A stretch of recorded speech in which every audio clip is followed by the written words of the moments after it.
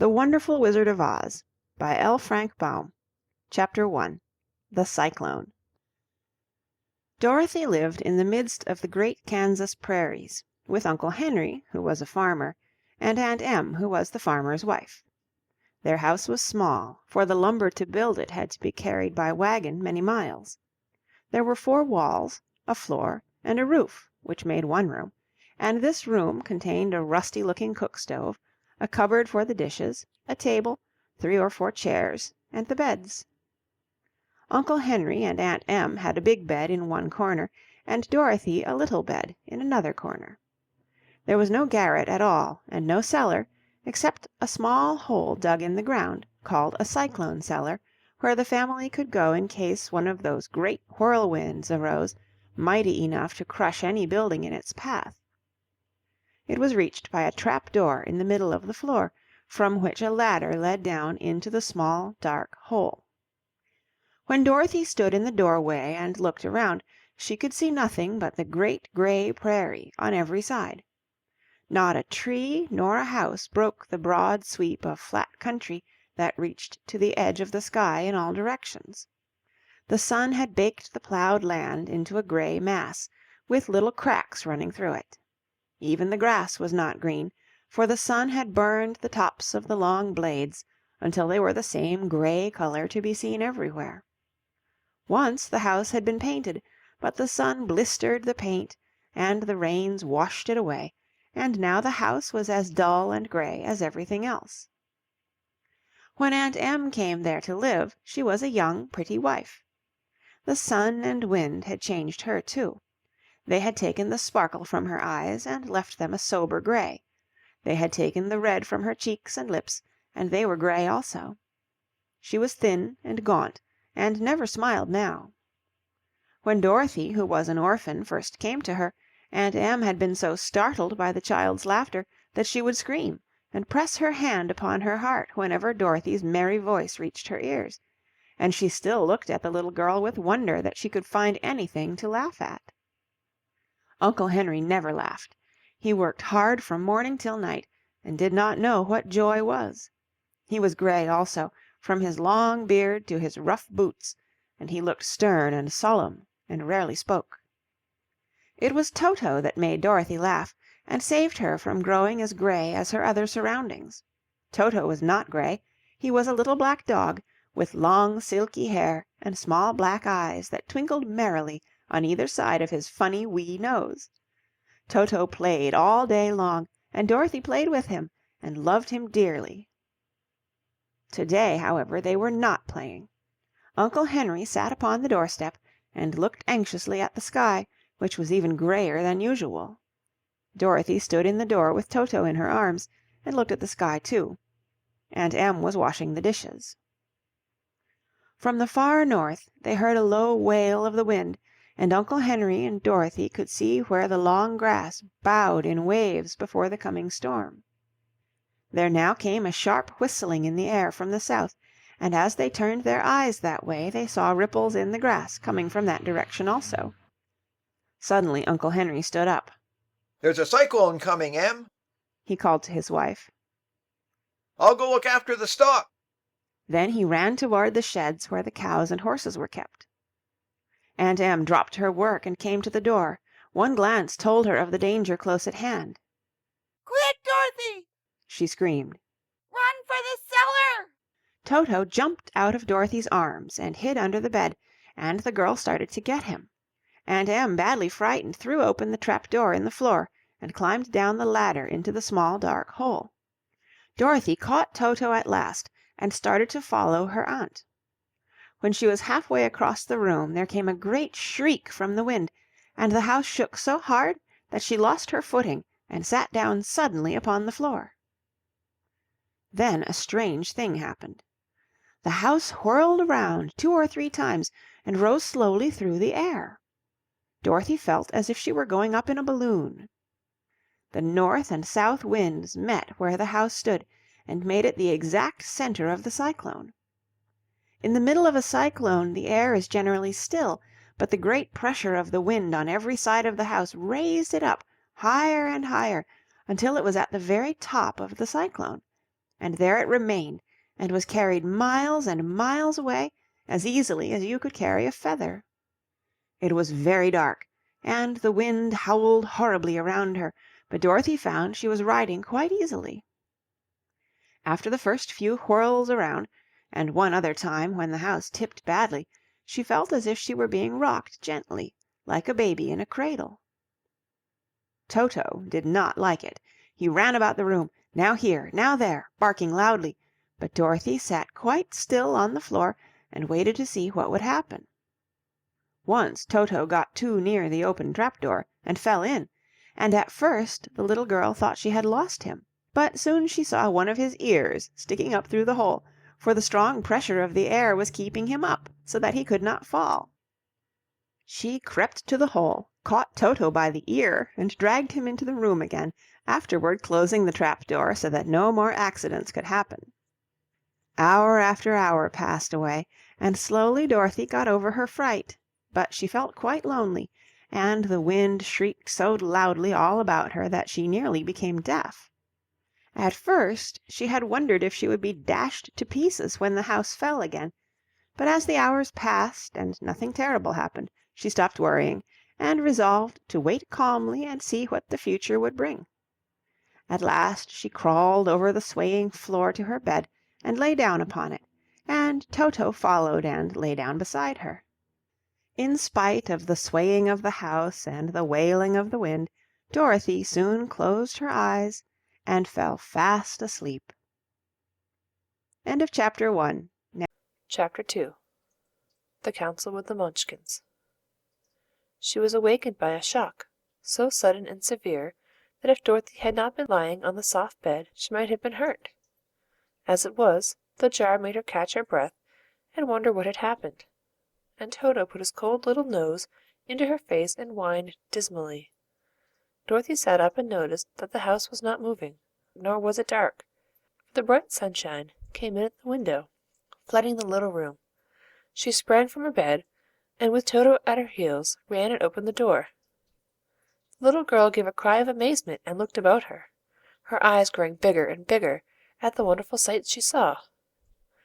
The cyclone had set the house down very gently, for a cyclone, in the midst of a country of marvelous beauty. There were lovely patches of greensward all about, with stately trees bearing rich and luscious fruits.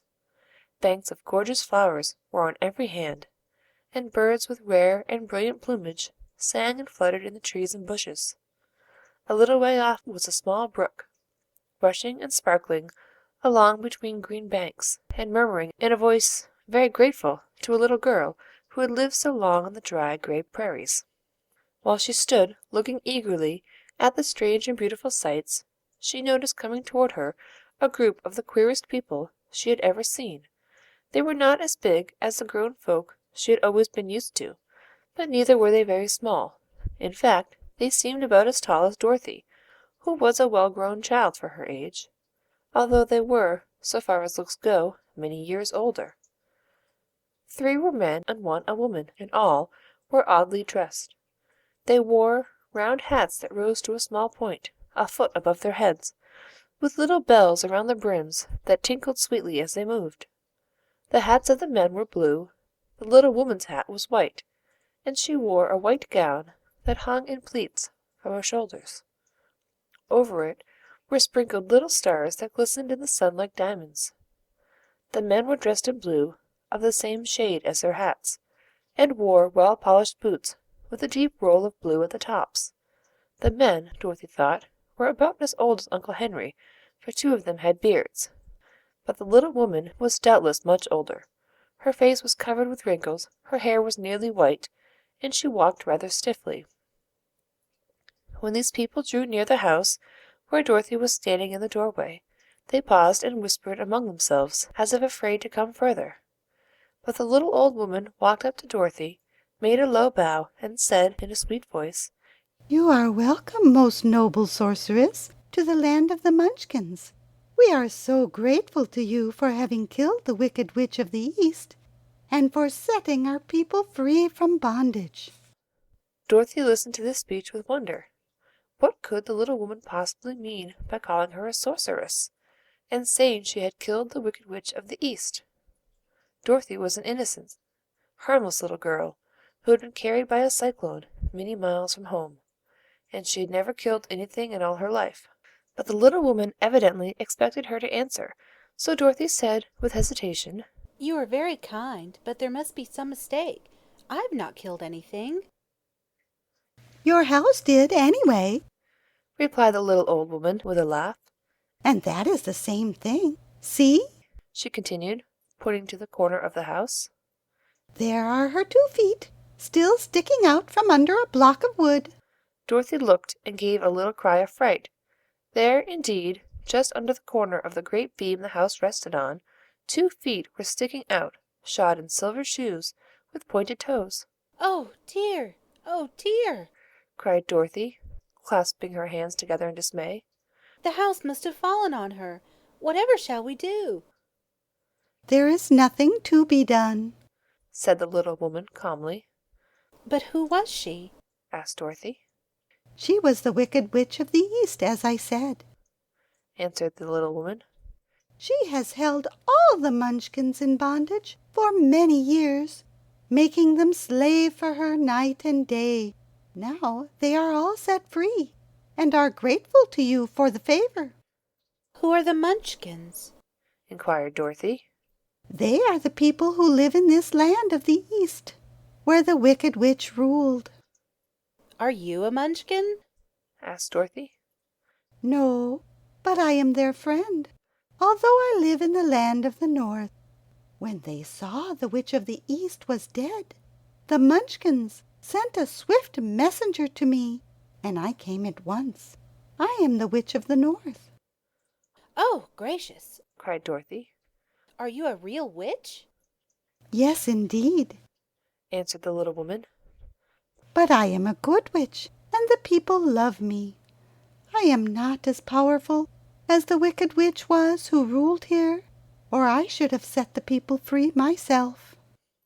"But I thought all witches were wicked." said the girl, who was half frightened at facing a real witch. Oh, no, that is a great mistake. There were only 4 witches in all the land of Oz, and 2 of them, those who live in the North and the South, are good witches. I know this is true, for I am one of them myself, and cannot be mistaken. Those who have dwelt in the East and the West were, indeed, wicked witches. But now that you have killed one of them, there is but one wicked witch in all the land of Oz, the one who lives in the West. "But said Dorothy, after a moment's thought. Aunt Em has told me that the witches were all dead, years and years ago." Who is Aunt Em? inquired the little old woman. "She is my aunt who lives in Kansas, where I came from."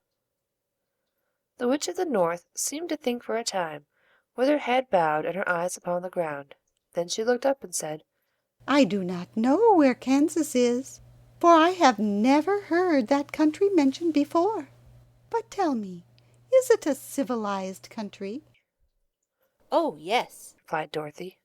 Then that accounts for it. In the civilized countries, I believe, there are no witches left, nor wizards, nor sorceresses, nor magicians. But you see, the land of Oz has never been civilized, for we are cut off from all the rest of the world. Therefore, we still have witches and wizards amongst us. "Who are the wizards?" asked Dorothy. Oz himself is the great wizard. Answered the witch, sinking her voice to a whisper. He is more powerful than all the rest of us together. He lives in the city of Emeralds.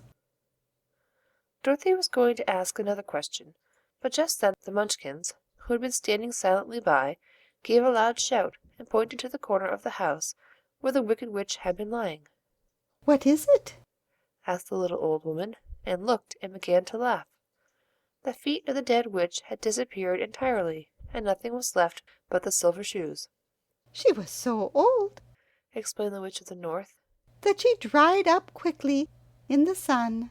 That is the end of her. But the silver shoes are yours, and you shall have them to wear.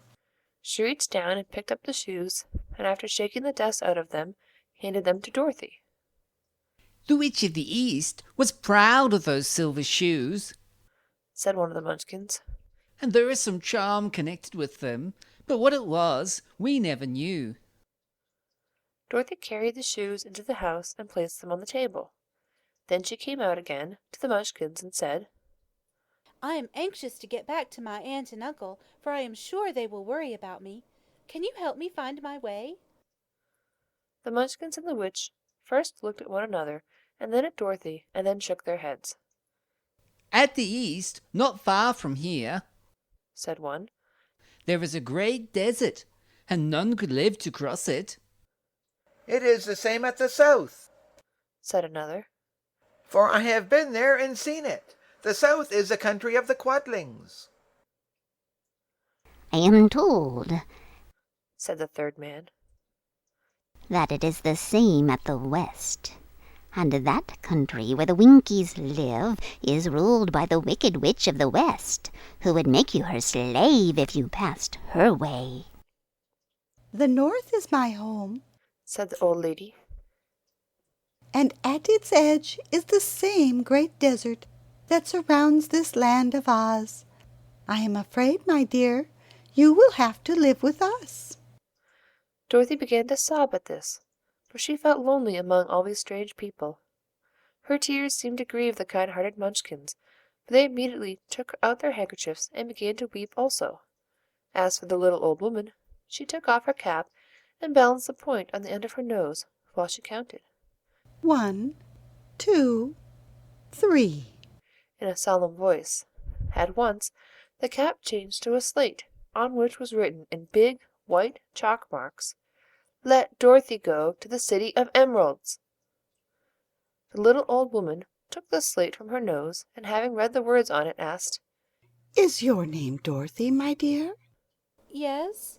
answered the child, looking up and drying her tears. Then you must go to the City of Emeralds. Perhaps Oz will help you. Where is the city? asked Dorothy.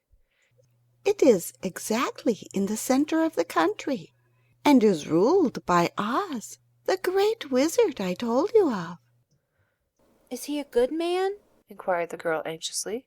He is a good wizard. Whether he is a man or not, I cannot tell, for I have never seen him. How can I get there? asked Dorothy. You must walk. It is a long journey through a country that is sometimes pleasant and sometimes dark and terrible. However, I will use all the magic arts I know of to keep you from harm.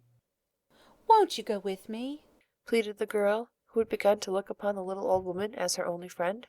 No, I cannot do that, she replied. but I will give you my kiss, and no one will dare injure a person who has been kissed by the Witch of the North. She came close to Dorothy and kissed her gently on the forehead. Where her lips touched the girl, they left a round, shining mark, as Dorothy found out soon after.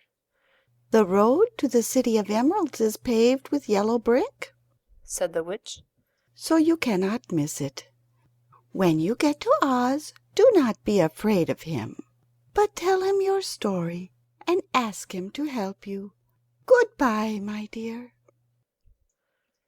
The three Munchkins bowed low to her and wished her a pleasant journey, after which they walked away through the trees.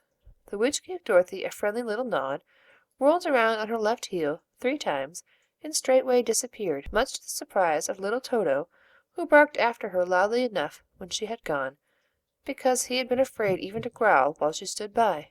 But Dorothy, knowing her to be a witch, had expected her to disappear in just that way, and was not surprised in the least. End of Chapter 2. Chapter 3. How Dorothy Saved the Scarecrow. When Dorothy was left alone, she began to feel hungry, so she went to the cupboard and cut herself some bread, which she spread with butter. She gave some to Toto, and taking a pail from the shelf, she carried it down to the little brook and filled it with clear, sparkling water. Toto ran over to the trees and began to bark at the birds sitting there. Dorothy went to get him, and saw such delicious fruit hanging from the branches that she gathered some of it, finding it just what she wanted to help out her breakfast. Then she went back to the house, and having helped herself and Toto to a good drink of cool, clear water, she set about making ready for the journey to the City of Emeralds. Dorothy had only one other dress, but that happened to be clean and was hanging on a peg beside her bed. It was gingham, with checks of white and blue, and although the blue was somewhat faded with many washings, it was still a pretty frock. The girl washed herself carefully, dressed herself in the clean gingham, and tied her pink sunbonnet on her head. She took a little basket and filled it with bread from the cupboard, laying a white cloth over the top. Then she looked down at her feet and noticed how old and worn her shoes were. They surely will never do for a long journey, Toto, she said. And Toto looked up into her face with his little black eyes and wagged his tail to show he knew what she meant. At that moment Dorothy saw lying on the table the silver shoes that had belonged to the Witch of the East. I wonder if they will fit me, she said to Toto. They would be just the thing to take a long walk in, for they could not wear out. She took off her old leather shoes and tried on the silver ones, which fitted her as well as if they had been made for her. Finally she picked up her basket. Come along, Toto, she said. We will go to the Emerald City and ask the Great Oz how to get back to Kansas again. She closed the door, locked it, and put the key carefully in the pocket of her dress. And so, with Toto trotting along somberly behind her, she started on her journey. There were several roads nearby, but it did not take her long to find the one paved with yellow bricks. Within a short time she was walking briskly toward the Emerald City, her silver shoes tinkling merrily on the hard yellow roadbed. The sun shone bright, and the birds sang sweetly, and Dorothy did not feel nearly so bad as you might think a little girl would, who had been suddenly whisked away from her own country and set down in the midst of a strange land. She was surprised, as she walked along, to see how pretty the country was about her. There were neat fences on the sides of the road, painted a dainty blue color, and beyond them were fields of grain and vegetables in abundance. Evidently the Munchkins were good farmers and able to raise large crops. Once in a while she would pass a house, and the people came out to look at her and bow low as she went by, for everyone knew she had been the means of destroying the wicked witch and setting them free from bondage. The houses of the Munchkins were odd-looking dwellings, for each was round, with a big dome for a roof. All were painted blue, for in this country of the East blue was the favorite color. Toward evening, when Dorothy was tired with her long walk and began to wonder where she should pass the night, she came to a house rather larger than the rest. On the green lawn before it many men and women were dancing. 5 little fiddlers played as loudly as possible, and the people were laughing and singing, while a big table nearby was loaded with delicious fruits and nuts, pies and cakes, and many other good things to eat. The people greeted Dorothy kindly and invited her to supper and to pass the night with them, for this was the home of one of the richest Munchkins in the land, and his friends were gathered with him to celebrate their freedom from the bondage of the wicked witch. Dorothy ate a hearty supper and was waited upon by the rich Munchkin himself, whose name was Bock. Then she sat upon a settee and watched the people dance. When Bock saw her silver shoes, he said, "You must be a great sorceress." Why? asked the girl. "Because you wear silver shoes and have killed the wicked witch. Besides, you have white in your frock, and only witches and sorcerers wear white." My dress is blue and white checked, said Dorothy, smoothing out the wrinkles in it. "It's kind of you to wear that," said Bock. "Blue is the color of the Munchkins, and white is the witch color. So we know you are a friendly witch." Dorothy did not know what to say to this, for all the people seemed to think her a witch, and she knew very well she was only an ordinary little girl who had come by the chance of a cyclone into a strange land. When she had tired watching the dancing, Bock led her into the house, where he gave her a room with a pretty bed in it. The sheets were made of blue cloth, and Dorothy slept soundly in them till morning, with Toto curled up on the blue rug beside her. She ate a hearty breakfast and watched a wee Munchkin baby, who played with Toto and pulled his tail and crowed and laughed in a way that greatly amused Dorothy. Toto was a fine curiosity to all the people, for they had never seen a dog before. How far is it to the Emerald City? the girl asked. I do not know, Answered Bock gravely. for I have never been there. It is better for people to keep away from Oz, unless they have business with him. But it is a long way to the Emerald City, and it will take you many days. The country here is rich and pleasant, but you must pass through rough and dangerous places before you reach the end of your journey. This worried Dorothy a little, but she knew that only the Great Oz could help her get to Kansas again, so she bravely resolved not to turn back. She bade her friends good-bye, and again started along the road of yellow brick. When she had gone several miles, she thought she would stop to rest, and so climbed to the top of the fence beside the road and sat down. There was a great cornfield beyond the fence, and not far away she saw a scarecrow, placed high on a pole to keep the birds from the ripe corn. Dorothy leaned her chin upon her hand and gazed thoughtfully at the scarecrow. Its head was a small sack stuffed with straw, with eyes, nose, and mouth painted on it to represent a face. An old pointed blue hat that had belonged to some Munchkin was perched on his head, and the rest of the figure was a blue suit of clothes, worn and faded, which had also been stuffed with straw. On the feet were some old boots with blue tops, such as every man wore in this country, and the figure was raised above the stalks of corn by means of the pole stuck up its back. While Dorothy was looking earnestly into the queer painted face of the scarecrow, she was surprised to see that one of the eyes slowly wink at her. She thought she must have been mistaken at first, for none of the scarecrows in Kansas ever wink. But presently the figure nodded its head to her in a friendly way. Then she climbed down from the fence and walked up to it, while Toto ran around the pole and barked. "Good day," said the scarecrow in a rather husky voice. Did you speak? Asked the girl in wonder. "Certainly," answered the scarecrow. "How do you do?" I'm pretty well, thank you. Replied Dorothy politely. How do you do?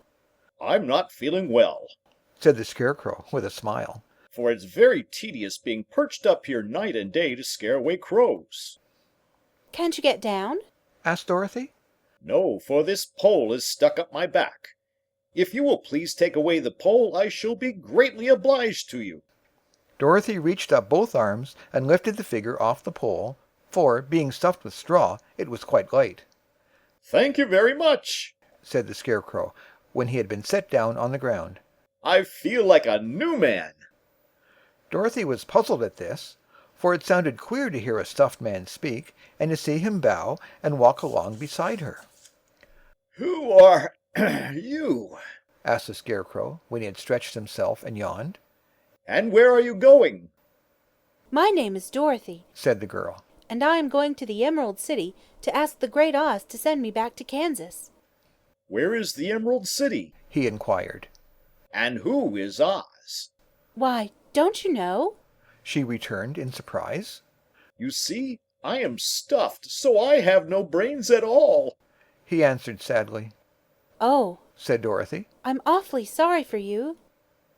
"Do you think," he asked, "if I go to the Emerald City with you, that Oz would give me some brains?" I cannot tell, she returned. but you may come with me if you like. If Oz will not give you any brains, you will be no worse off than you are now. "That is true," said the scarecrow. "You see," he continued confidentially, "I don't mind my legs and arms and body being stuffed because I cannot get hurt. If anyone treads on my toes or sticks a pin into me, it doesn't matter, for I can't feel it. But I do not want people to call me a fool, and if my head stays stuffed with straw instead of with brains, as yours is, how am I ever to know anything?" I understand how you feel. said the little girl, who was truly sorry for him. If you will come with me, I'll ask Oz to do all he can for you. "Thank you," he answered gratefully. They walked back to the road. Dorothy helped them over the fence, and they started along the path of the yellow brick for the Emerald City. Toto did not like this addition to the party at first. He smelled around the stuffed man as if he suspected there might be a nest of rats in the straw, and he often growled in an unfriendly way at the scarecrow. Don't mind Toto. Said Dorothy to her new friend. He never bites. "Oh, I'm not afraid," replied the scarecrow. He can't hurt the straw. Do let me carry that basket for you. I shall not mind it, for I can't get tired.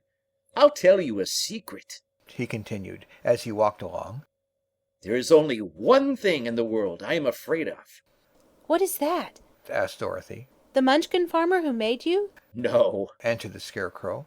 it's a lighted match." End of chapter 3. Chapter 4. The Road Through the Forest. After a few hours the road began to be rough, and the walking grew so difficult that the Scarecrow often stumbled over the yellow bricks, which were here very uneven. Sometimes, indeed, they were broken or missing altogether, leaving holes that Toto jumped across, and Dorothy walked around. As for the Scarecrow, having no brains, he walked straight ahead, and so stepped into the holes and fell at full length on the hard bricks.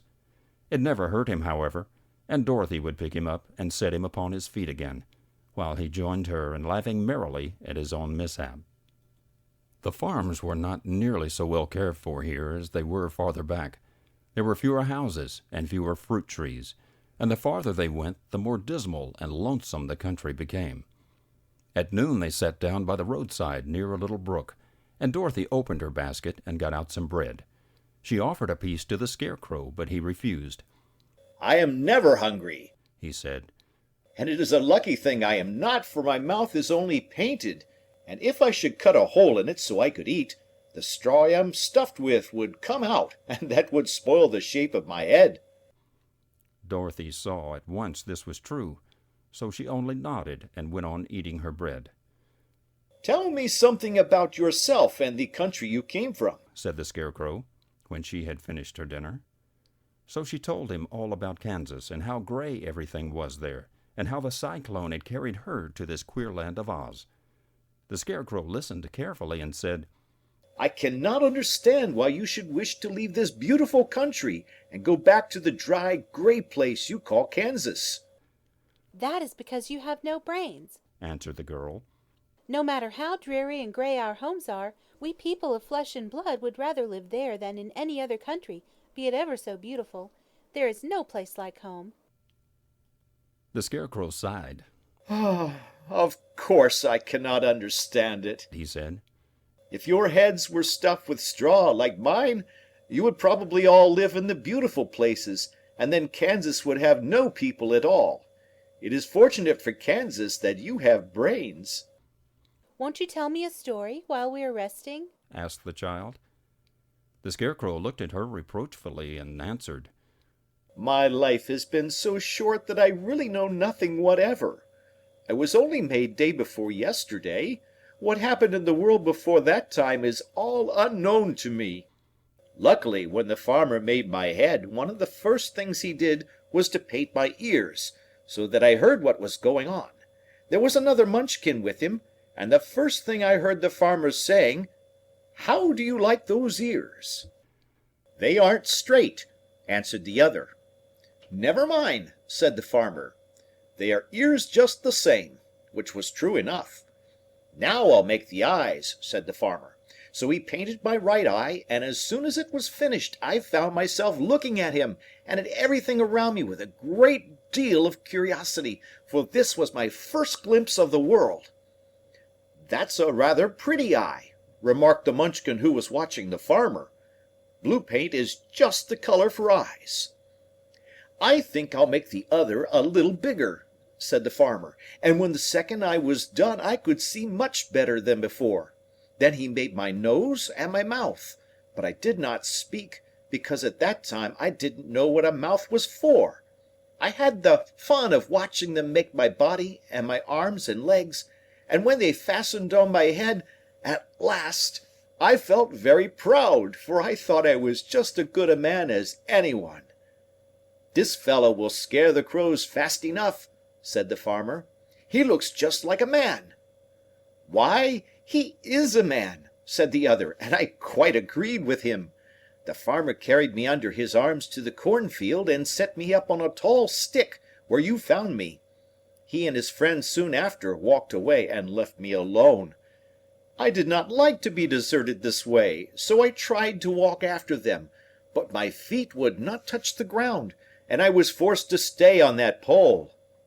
It was a lonely life to lead, for I had nothing to think of, having been made such a little while before. Many crows and other birds flew into the cornfield, but as soon as they saw me they flew away again, thinking I was a Munchkin, and this pleased me and made me feel that I was quite an important person. By and by an old crow flew near me, and after looking at me carefully he perched upon my shoulder and said, "I wonder if that farmer thought to fool me in this clumsy manner. Any crow of sense could see that you are only stuffed with straw." Then he hopped down at my feet and ate all the corn he wanted. The other birds, seeing that he was not harmed by me, came to eat the corn too, so in a short time there was a great flock of them about me. I felt sad at this, for it showed I was not such a good scarecrow after all. But the old crow comforted me, saying, "If you only had brains in your head, you would be as good a man as any of them, and a better man than some of them. Brains are the only things worth having in this world, no matter whether one is a crow or a man." After the crows had gone, I thought this over, and decided I would try hard to get some brains. By good luck you came along and pulled me off the stake, and from what you say, I am sure the Great Oz will give me brains as soon as we get to the Emerald City. I hope so, said Dorothy earnestly. since you seem so anxious to have them. "Oh, yes, I am anxious," returned the Scarecrow. "It is such an uncomfortable feeling to know one is a fool." Well, said the girl, let us go. and she handed the basket to the Scarecrow. There were no fences at all by the roadside now, and the land was rough and untilled. Toward evening they came to a great forest where the trees grew so big and close together that their branches met over the road of yellow brick. It was almost dark under the trees, for the branches shut out the daylight, but the travelers did not stop and went on into the forest. "If this road goes in, it must come out," said the Scarecrow. "and as the Emerald City is at the other end of the road, we must go wherever it leads us." Anyone would know that, said Dorothy. "Certainly, that is why I know it," returned the Scarecrow. "If it required brains to figure it out, I never should have said it." After an hour or so, the light faded away, and they found themselves stumbling along in the darkness. Dorothy could not see at all, but Toto could, for some dogs see very well in the dark, and the Scarecrow declared he could see as well as by day. So she took hold of his arm and managed to get along fairly well. if you see any house or any place where we can pass the night, you must tell me, for it is very uncomfortable walking in the dark. Soon after the Scarecrow stopped. "I see a little cottage at the right of us," he said, "built of logs and branches. Shall we go there?" Yes, indeed. answered the child. I am all tired out. So the Scarecrow led her through the trees until they reached the cottage, and Dorothy entered and found a bed of dried leaves in one corner. She lay down at once, and with Toto beside her, soon fell into a sound sleep. The Scarecrow, who was never tired, stood up in another corner and waited patiently until morning came. End of Chapter 4. Chapter 5. The Rescue of the Tin Woodman. When Dorothy awoke, the sun was shining through the trees, and Toto had long been out chasing birds around him and squirrels. She sat up and looked around her, Scarecrow still standing patiently in his corner, waiting for her. We must go and search for water. She said to him. "Why do you want water?" he asked. To wash my face clean after the dust of the road, and to drink, so the dry bread will not stick in my throat. "It must be inconvenient to be made of flesh," said the Scarecrow thoughtfully, "for you must sleep and eat and drink. However, you have brains, and it is worth a lot of bother to be able to think properly." They left the cottage and walked through the trees until they found a little spring of clear water, where Dorothy drank and bathed and ate her breakfast. She saw there was not much bread left in the basket, and the girl was thankful the Scarecrow did not have to eat anything, for there was scarcely enough for herself and Toto for the day. When she had finished her meal and was about to go back to the road of yellow brick, she was startled to hear a deep groan nearby. What was that? She asked timidly. I cannot imagine, replied the Scarecrow. But we can go and see. Just then another groan reached their ears, and the sound seemed to come from behind them. They turned and walked through the forest a few steps, when Dorothy discovered something shining in a ray of sunshine that fell between the trees. She ran to the place and then stopped short, with a little cry of surprise. One of the big trees had been partly chopped through, and standing beside it with an uplifted axe in his hands was a man made entirely of tin. His head and arms and legs were jointed upon his body, and he stood perfectly motionless, as if he could not stir at all. Dorothy looked at him in amazement, and so did the Scarecrow, while Toto barked sharply and made a snap at the tin legs, which hurt his teeth. Did you groan? asked Dorothy. Yes, answered the Tin Man. I did. I've been groaning for more than a year, and no one has ever heard me before or come to help me. What can I do for you? she inquired softly, for she was moved by the sad voice in which the man spoke. Oh, get an oil can and oil my joints, he answered. They are rusted so badly that I cannot move them at all. If I am well oiled, I shall soon be all right again. You will find an oil can on a shelf in my cottage.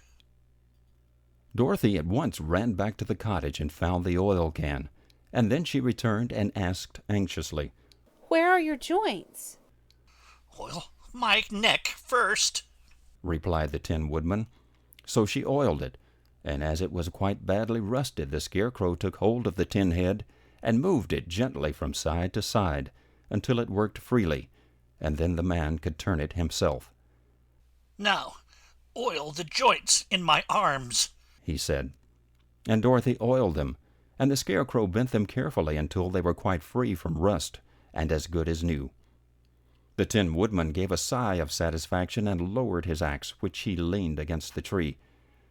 Ah, this is a great comfort, he said.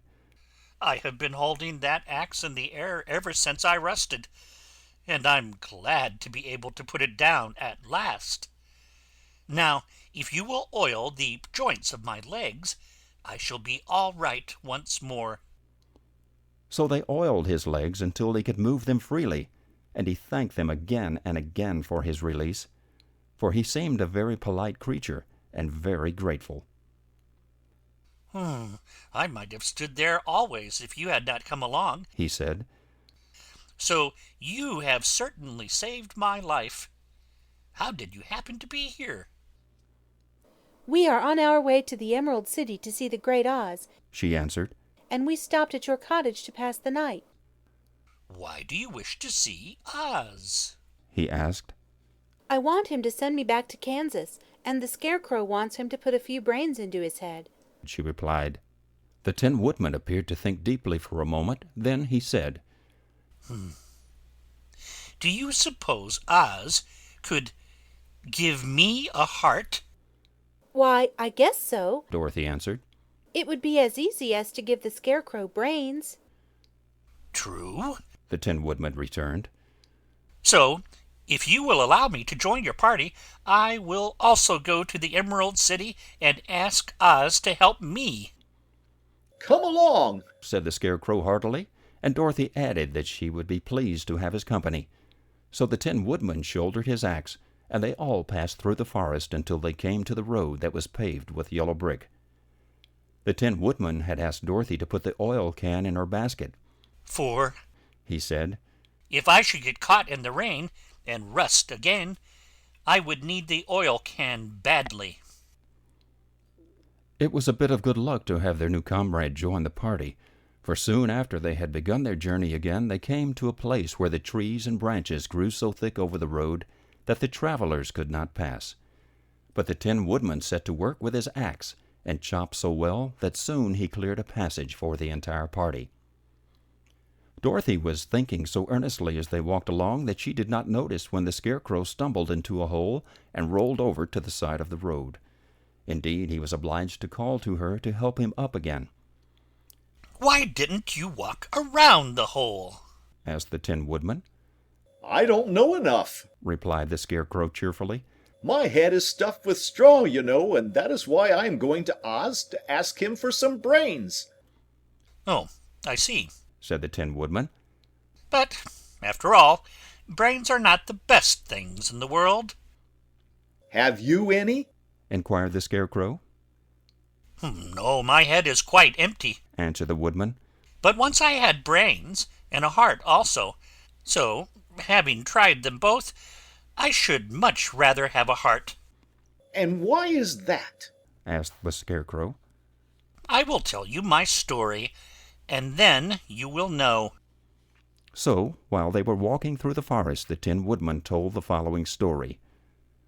"I was born the son of a woodman who chopped down trees in the forest and sold the wood for a living. When I grew up, I too became a wood chopper, and after my father died, I took care of my old mother as long as she lived. Then I made up my mind that instead of living alone, I would marry, so that I might not become lonely. There was one of the Munchkin girls who was so beautiful that I soon grew to love her with all my heart. She, on her part, promised to marry me as soon as I could earn enough money to build a better house for her. So I set to work harder than ever. But the girl lived with an old woman who did not want her to marry anyone, for she was so lazy she wished the girl to remain with her and do the cooking and the housework. So the old woman went to the Wicked Witch of the East and promised her 2 sheep and a cow if she would prevent the marriage.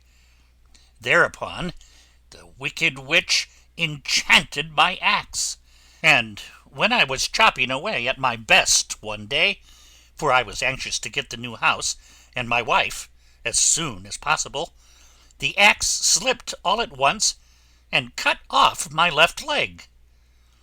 This at first seemed a great misfortune, for I knew a one-legged man could not do very well as a wood chopper. So I went to a tinsmith and had him make me a new leg out of tin. The leg worked very well, once I was used to it, but my action angered the Wicked Witch of the East, for she had promised the old woman I should not marry the pretty Munchkin girl. When I began chopping again, my axe slipped and cut off my right leg. Again I went to the tinsmith, and again he made me a leg out of tin. After this, the enchanted axe cut off my arms one after the other. But, nothing daunted, I had them replaced with tin ones. The Wicked Witch then made the axe slip and cut off my head, and at first I thought that was the end of me. But the tinsmith happened to come along, and he made me a new head out of tin. I thought I had beaten the Wicked Witch then, and I worked harder than ever. But I little knew how cruel my enemy could be. She thought of a new way to kill my love for the beautiful Munchkin maiden, and made my axe slip again, so that it cut right through my body, splitting me into 2 halves. Once more the tinsmith came to my help, and made me a body of tin, fastening my 10 arms and legs and head to fit it, by means of joints, so that I could move around as well as ever.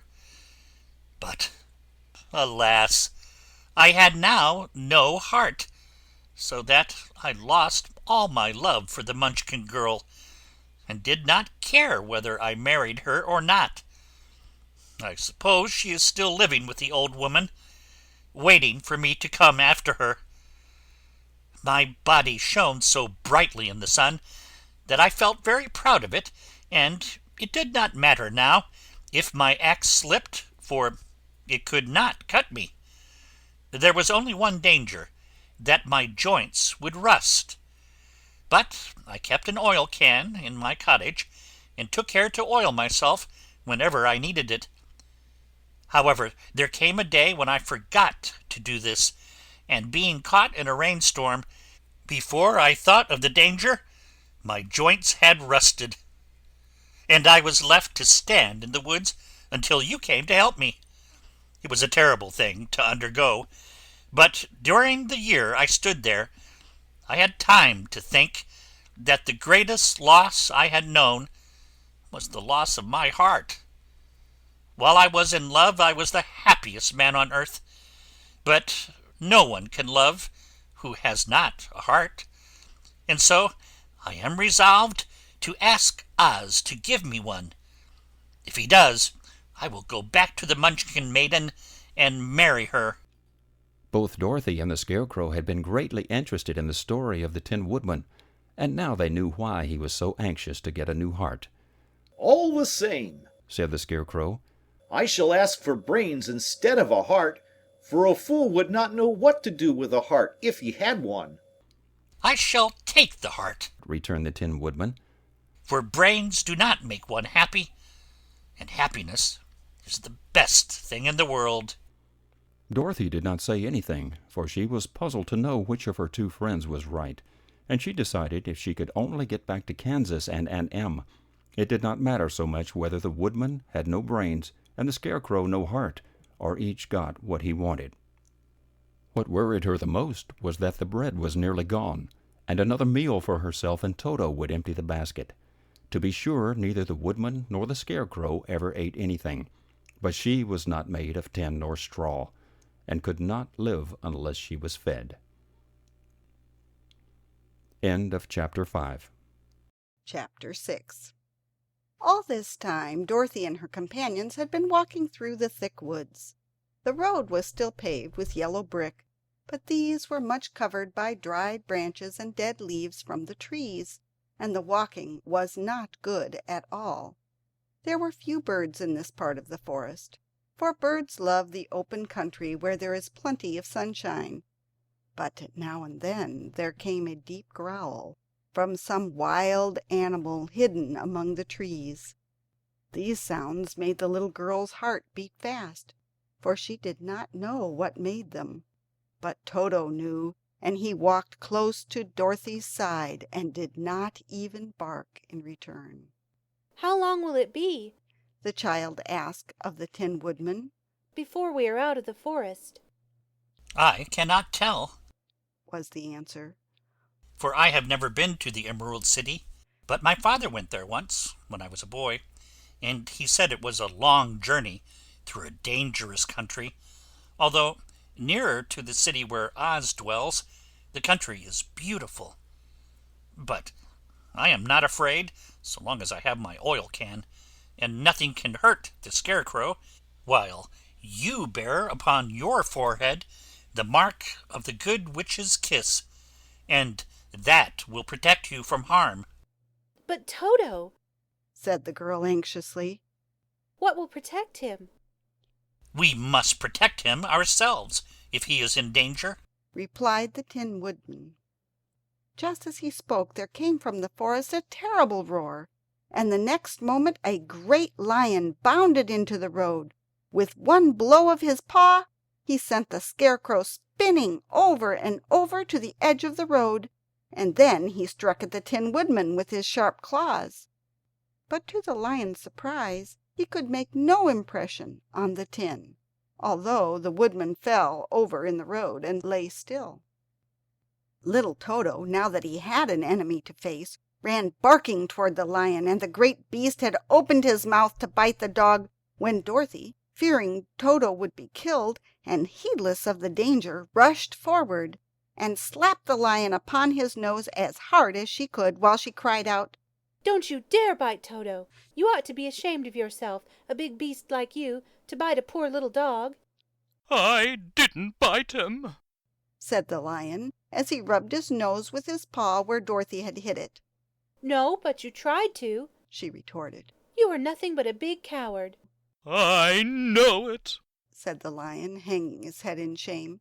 "I've always known it. But how can I help it?"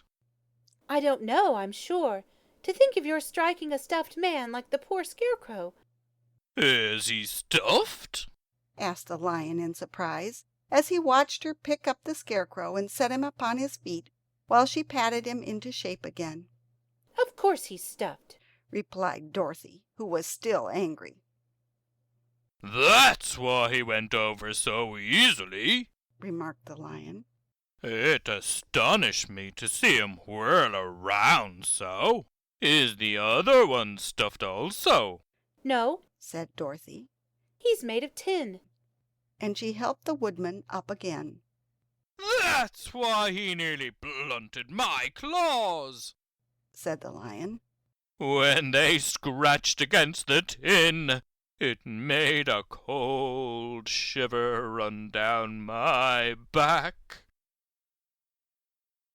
What is that little animal you are so tender of? He is my dog, Toto, answered Dorothy. Is he made of tin or stuffed? asked the Lion. Neither. He's a meat dog, said the girl. Oh, he is a curious animal, and seems remarkably small, now that I look at him. No one would think of biting such a little thing, except a coward like me, continued the Lion sadly. What makes you a coward? asked Dorothy, looking at the great beast in wonder, for he was as big as a small horse. It's a mystery, replied the Lion. I suppose I was born that way. All the other animals in the forest naturally expect me to be brave, for the lion is everywhere thought to be the king of beasts. I learned that if I roared very loudly, every living thing was frightened and got out of my way. Whenever I met a man, I've been awfully scared. But I just roared at him, and he has always run away as fast as he could go. If the elephants and the tigers and the bears had ever tried to fight me, I should have run myself. I'm such a coward.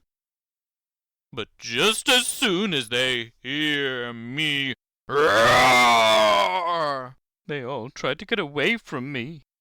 And of course I let them go. But that isn't right. The king of beasts shouldn't be a coward, said the Scarecrow. I know it, returned the Lion, wiping a tear from his eye with the tip of his tail. It is my great sorrow, and makes my life very unhappy. But whenever there is danger, my heart begins to beat fast. Perhaps you have heart disease, said the Tin Man. It may be, said the Lion. If you have, continued the Tin Woodman, you ought to be glad, for it proves you have a heart. For my part, I have no heart, so I cannot have heart disease. Perhaps, said the Lion thoughtfully. If I had no heart, I should not be a coward. Have you brains? asked the Scarecrow. I suppose so. I've never looked to see. I'm going to the Great Oz to ask him to give me some, remarked the Scarecrow. For my head is stuffed with straw.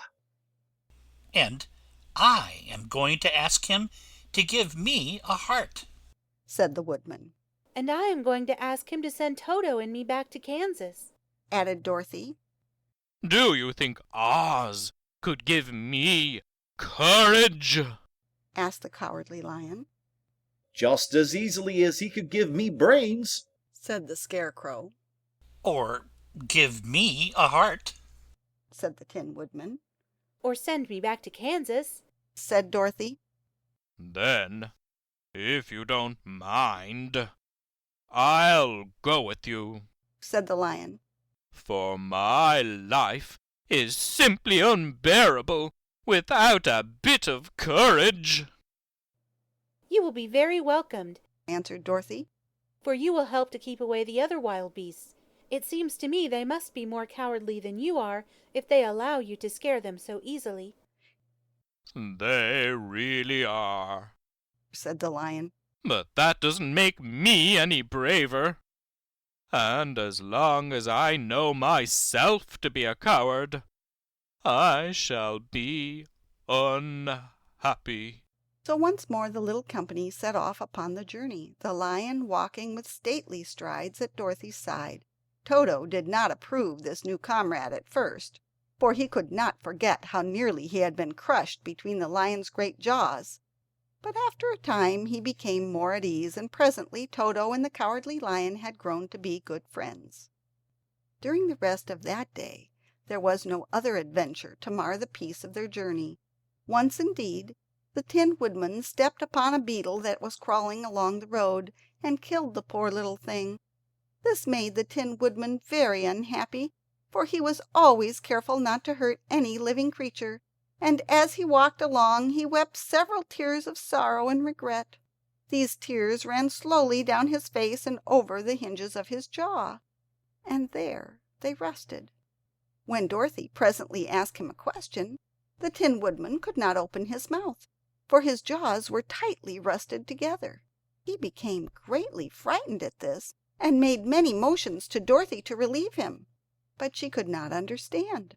The Lion was also puzzled to know what was wrong, but the Scarecrow seized the oil can from Dorothy's basket and oiled the Woodman's jaws, so that after a few moments he could talk as well as before. "This will serve me as a lesson," said he, "to look where I step. For if I should kill another bug or beetle, I should surely cry again, and crying rusts my jaws so that I cannot speak." Thereafter he walked very carefully, with his eyes on the road, and when he saw a tiny ant toiling by he would step over it so as not to harm it. The Tin Woodman knew very well he had no heart, and therefore took great care never to be cruel or unkind to anything. "You people with hearts," he said, "have something to guide you. You need never do wrong, but I have no heart, and so I must be very careful. When Oz gives me a heart, of course I needn't mind so much." End of Chapter 6. Chapter 7. The Journey to the Great Oz.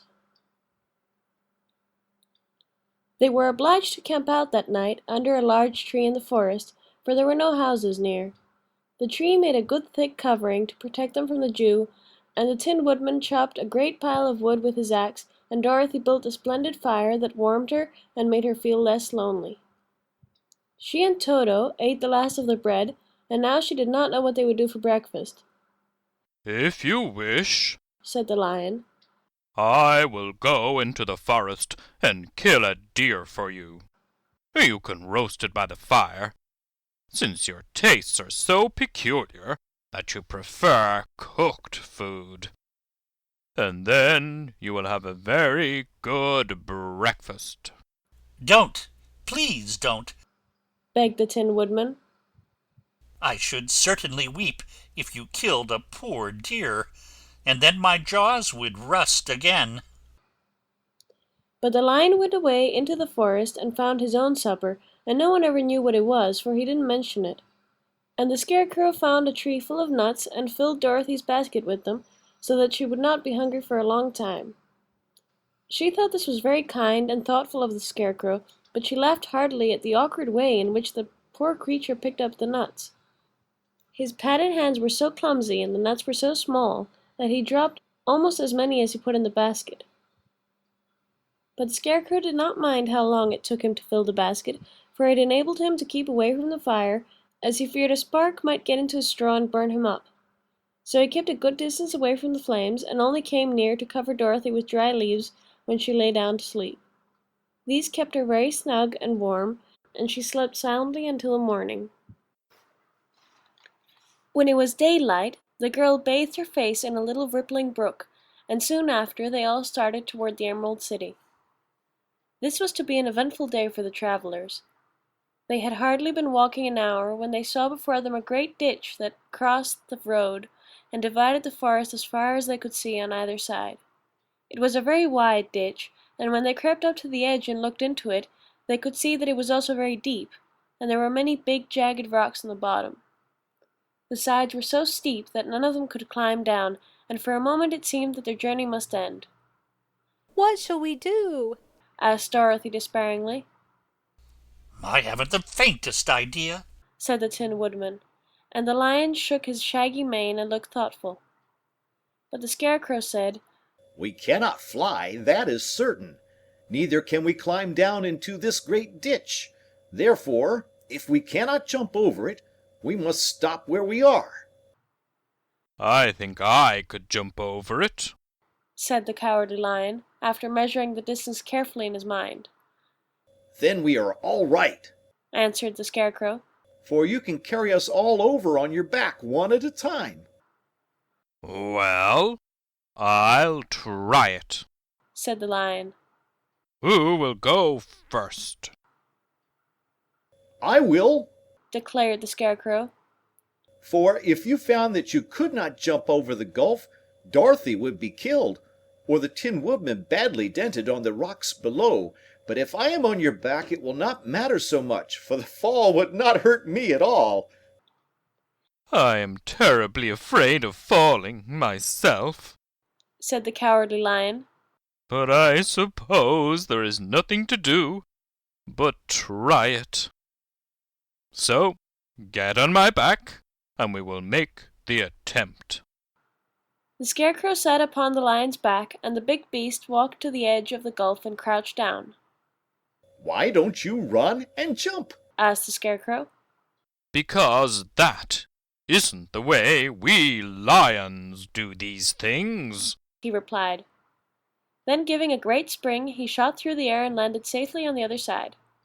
They were all greatly pleased to see how easily he did it, and after the Scarecrow had got down from his back, the Lion sprang across the ditch again.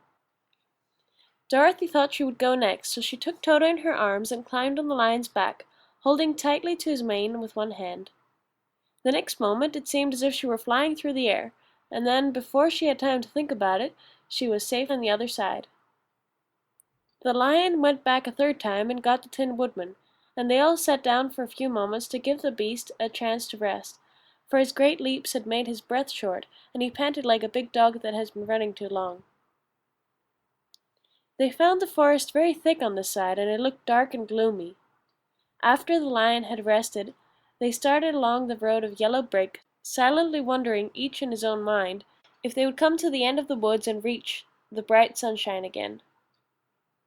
To add to their discomfort, they soon heard strange noises in the depths of the forest, and the Lion whispered to them that it was in this part of the country that the Kalidas lived. "What are the Kalidas?" asked the girl. They are monstrous beasts, with bodies like bears and heads like tigers, replied the Lion.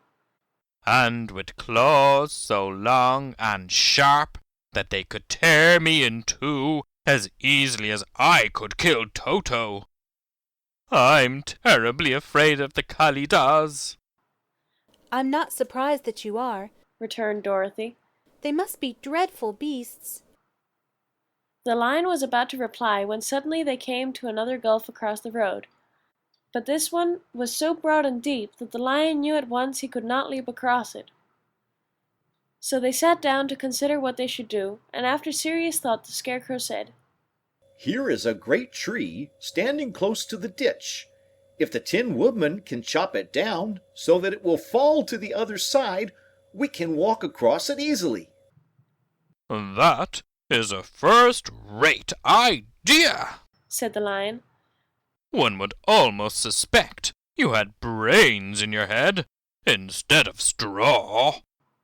The Woodman set to work at once, and so sharp was his axe that the tree was soon chopped nearly through. Then the lion put his strong front legs against the tree and pushed with all his might, and slowly the big tree tipped and fell with a crash across the ditch, with its top branches on the other side. They had just started to cross this queer bridge when a sharp growl made them all look up, and to their horror they saw running toward them two great beasts with bodies like bears and heads like tigers. "They are the Kalidas!" said the Cowardly Lion, beginning to tremble. "Quick!" cried the Scarecrow. "Let us cross over!" So Dorothy went first, holding Toto in her arms, and the Tin Woodman followed, and the Scarecrow came next.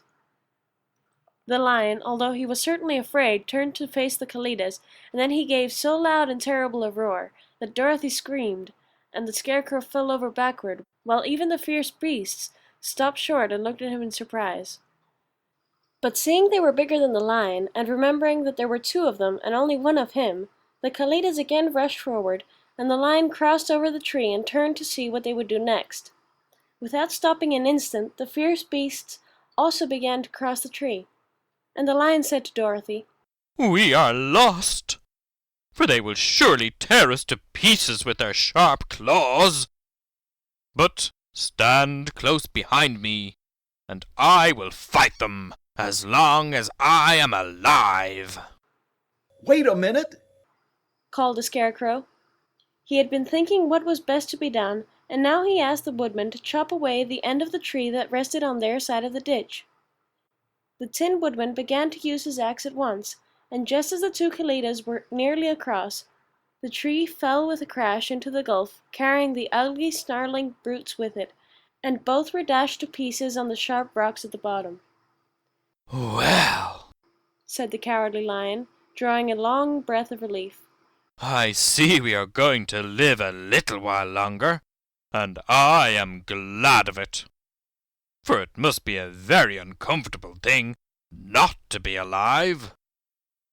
Those creatures frightened me so badly that my heart is beating yet." said the Tin Woodman sadly. I wish I had a heart to beat. This adventure made the travelers more anxious than ever to get out of the forest, and they walked so fast that Dorothy became tired and had to ride on the lion's back. To their great joy, the trees became thinner the farther they advanced, and in the afternoon they suddenly came upon a broad river flowing swiftly just before them. On the other side of the water, they could see the road of yellow brick running through a beautiful country with green meadows dotted with bright flowers, and all the road bordered with trees hanging full of delicious fruits. They were greatly pleased to see this delightful country before them. "How shall we cross the river?" asked Dorothy. "That is easily done," replied the Scarecrow. "The Tin Woodman must build us a raft so that we can float to the other side."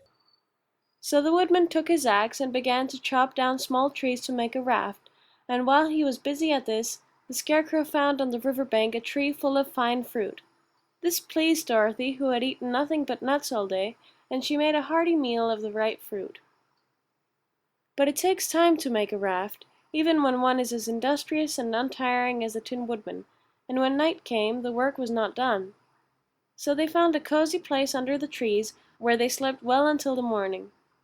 And Dorothy dreamed of the Emerald City, and of the good Wizard Oz, who would soon send her back to her own home again. End of Chapter 7.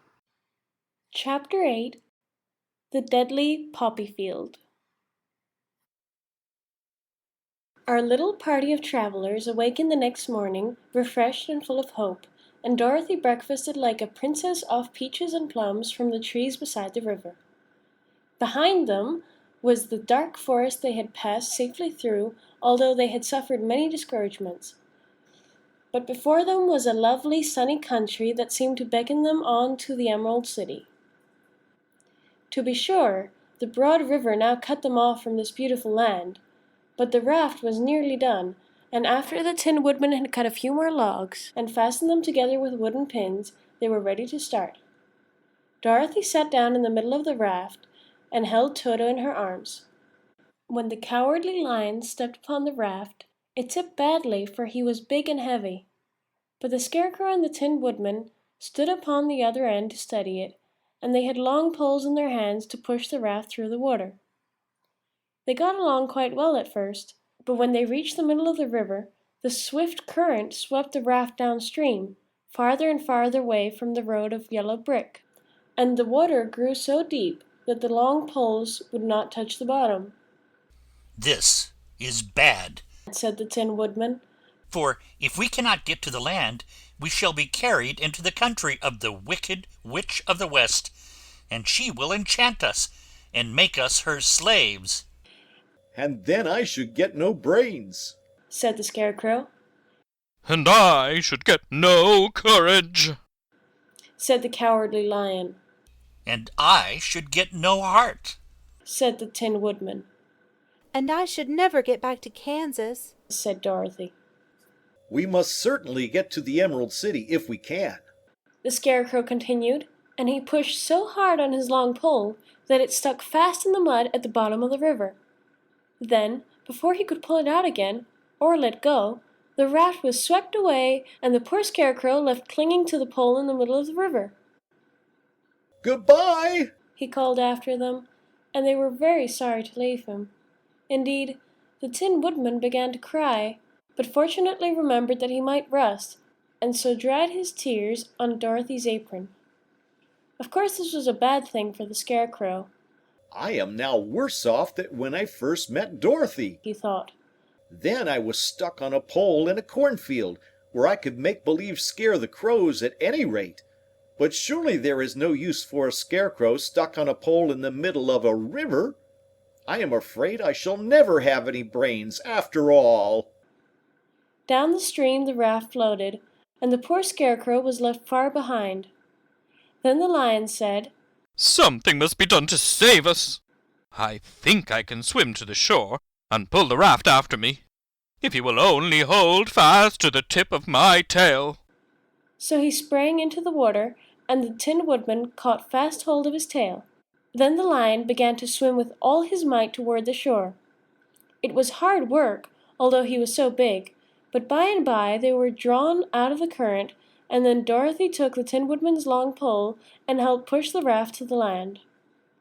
They were all tired out when they reached the shore at last, and stepped off upon the pretty green grass, and they also knew that the stream had carried them a long way past the road of yellow brick that led to the Emerald City. "What shall we do now?" asked the Tin Woodman, as the Lion lay down on the grass to let the sun dry him. "We must get back to the road in some way," said Dorothy. "The best plan will be to walk along the river bank until we get to the road again," remarked the Lion. So, when they were rested, Dorothy picked up her basket, and they started along the grassy bank to the road from which the river had carried them. It was a lovely country, with plenty of flowers and fruit trees and sunshine to cheer them, and had they not felt so sorry for the poor Scarecrow, they could have been very happy. They walked along as fast as they could, Dorothy only stopping once to pick a beautiful flower, and after a time the Tin Woodman cried out, "Look!" Then they all looked at the river and saw the Scarecrow perched upon his pole in the middle of the water, looking very lonely and sad. "What can we do to save him?" asked Dorothy. The Lion and the Woodman both shook their heads, for they did not know. So they sat down upon the bank and gazed wistfully at the Scarecrow until a stork flew by, who upon seeing them stopped to rest at the water's edge. "Who are you, and where are you going?" asked the stork. "I am Dorothy," answered the girl, "and these are my friends, the Tin Woodsman and the Cowardly Lion, and we are going to the Emerald City." "This isn't the road," said the stork, as she twisted her long neck and looked sharply at the queer party. "I know it," returned Dorothy, "but we have lost the Scarecrow and are wondering how we shall get him again." "Where is he?" asked the stork. "Over there, in the river," answered the little girl. "If he wasn't so big and heavy, I would go get him for you," remarked the stork. "He isn't heavy a bit," said Dorothy eagerly, "for he is stuffed with straw, and if you bring him back to us, we shall thank you ever and ever so much." "Well, I'll try," said the stork. But if I find he is too heavy to carry, I shall have to drop him in the river again." So the big bird flew into the air and over the water till she came to where the Scarecrow was perched upon his pole. Then the stork, with her great claws, grabbed the Scarecrow by the arm and carried him up into the air and back to the bank where Dorothy and the lion and the Tin Woodman and Toto were sitting.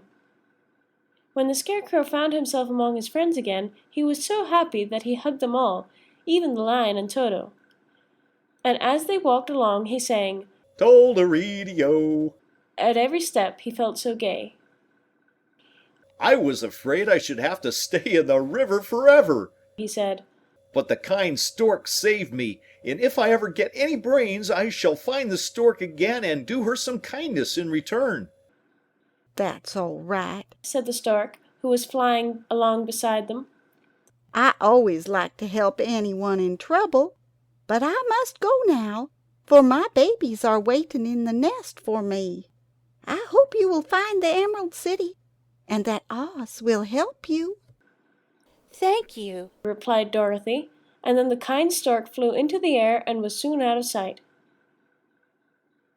They walked along, listening to the singing of the brightly colored birds, and looking at the lovely flowers which now became so thick that the ground was carpeted with them. There were big yellow and white and blue and purple blossoms, besides great clusters of scarlet poppies, which were so brilliant in color that they almost dazzled Dorothy's eyes. "Aren't they beautiful?"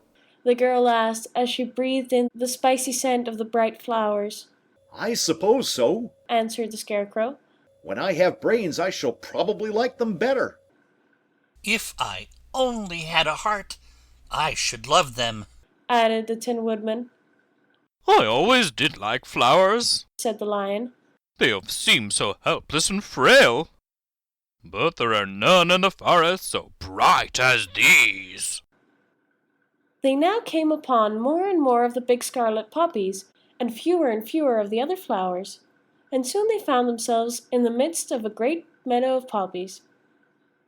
Now it is well known that when there are many of these flowers together, their odor is so powerful that anyone who breathes it falls asleep, and if their sleeper is not carried away from the scent of the flowers, he sleeps on and on forever. But Dorothy did not know this, nor could she get away from the bright red flowers that were everywhere about. So presently her eyes grew heavy, and she felt she must sit down to rest and to sleep. But the Tin Woodman would not let her do this. "We must hurry and get back to the road of yellow brick before dark," he said, and the Scarecrow agreed with him. So they kept walking until Dorothy could stand no longer. Her eyes closed in spite of herself, and she forgot where she was, and fell among the poppies fast asleep. "What shall we do?" asked the Tin Woodman. "If we leave her here, she will die," said the lion.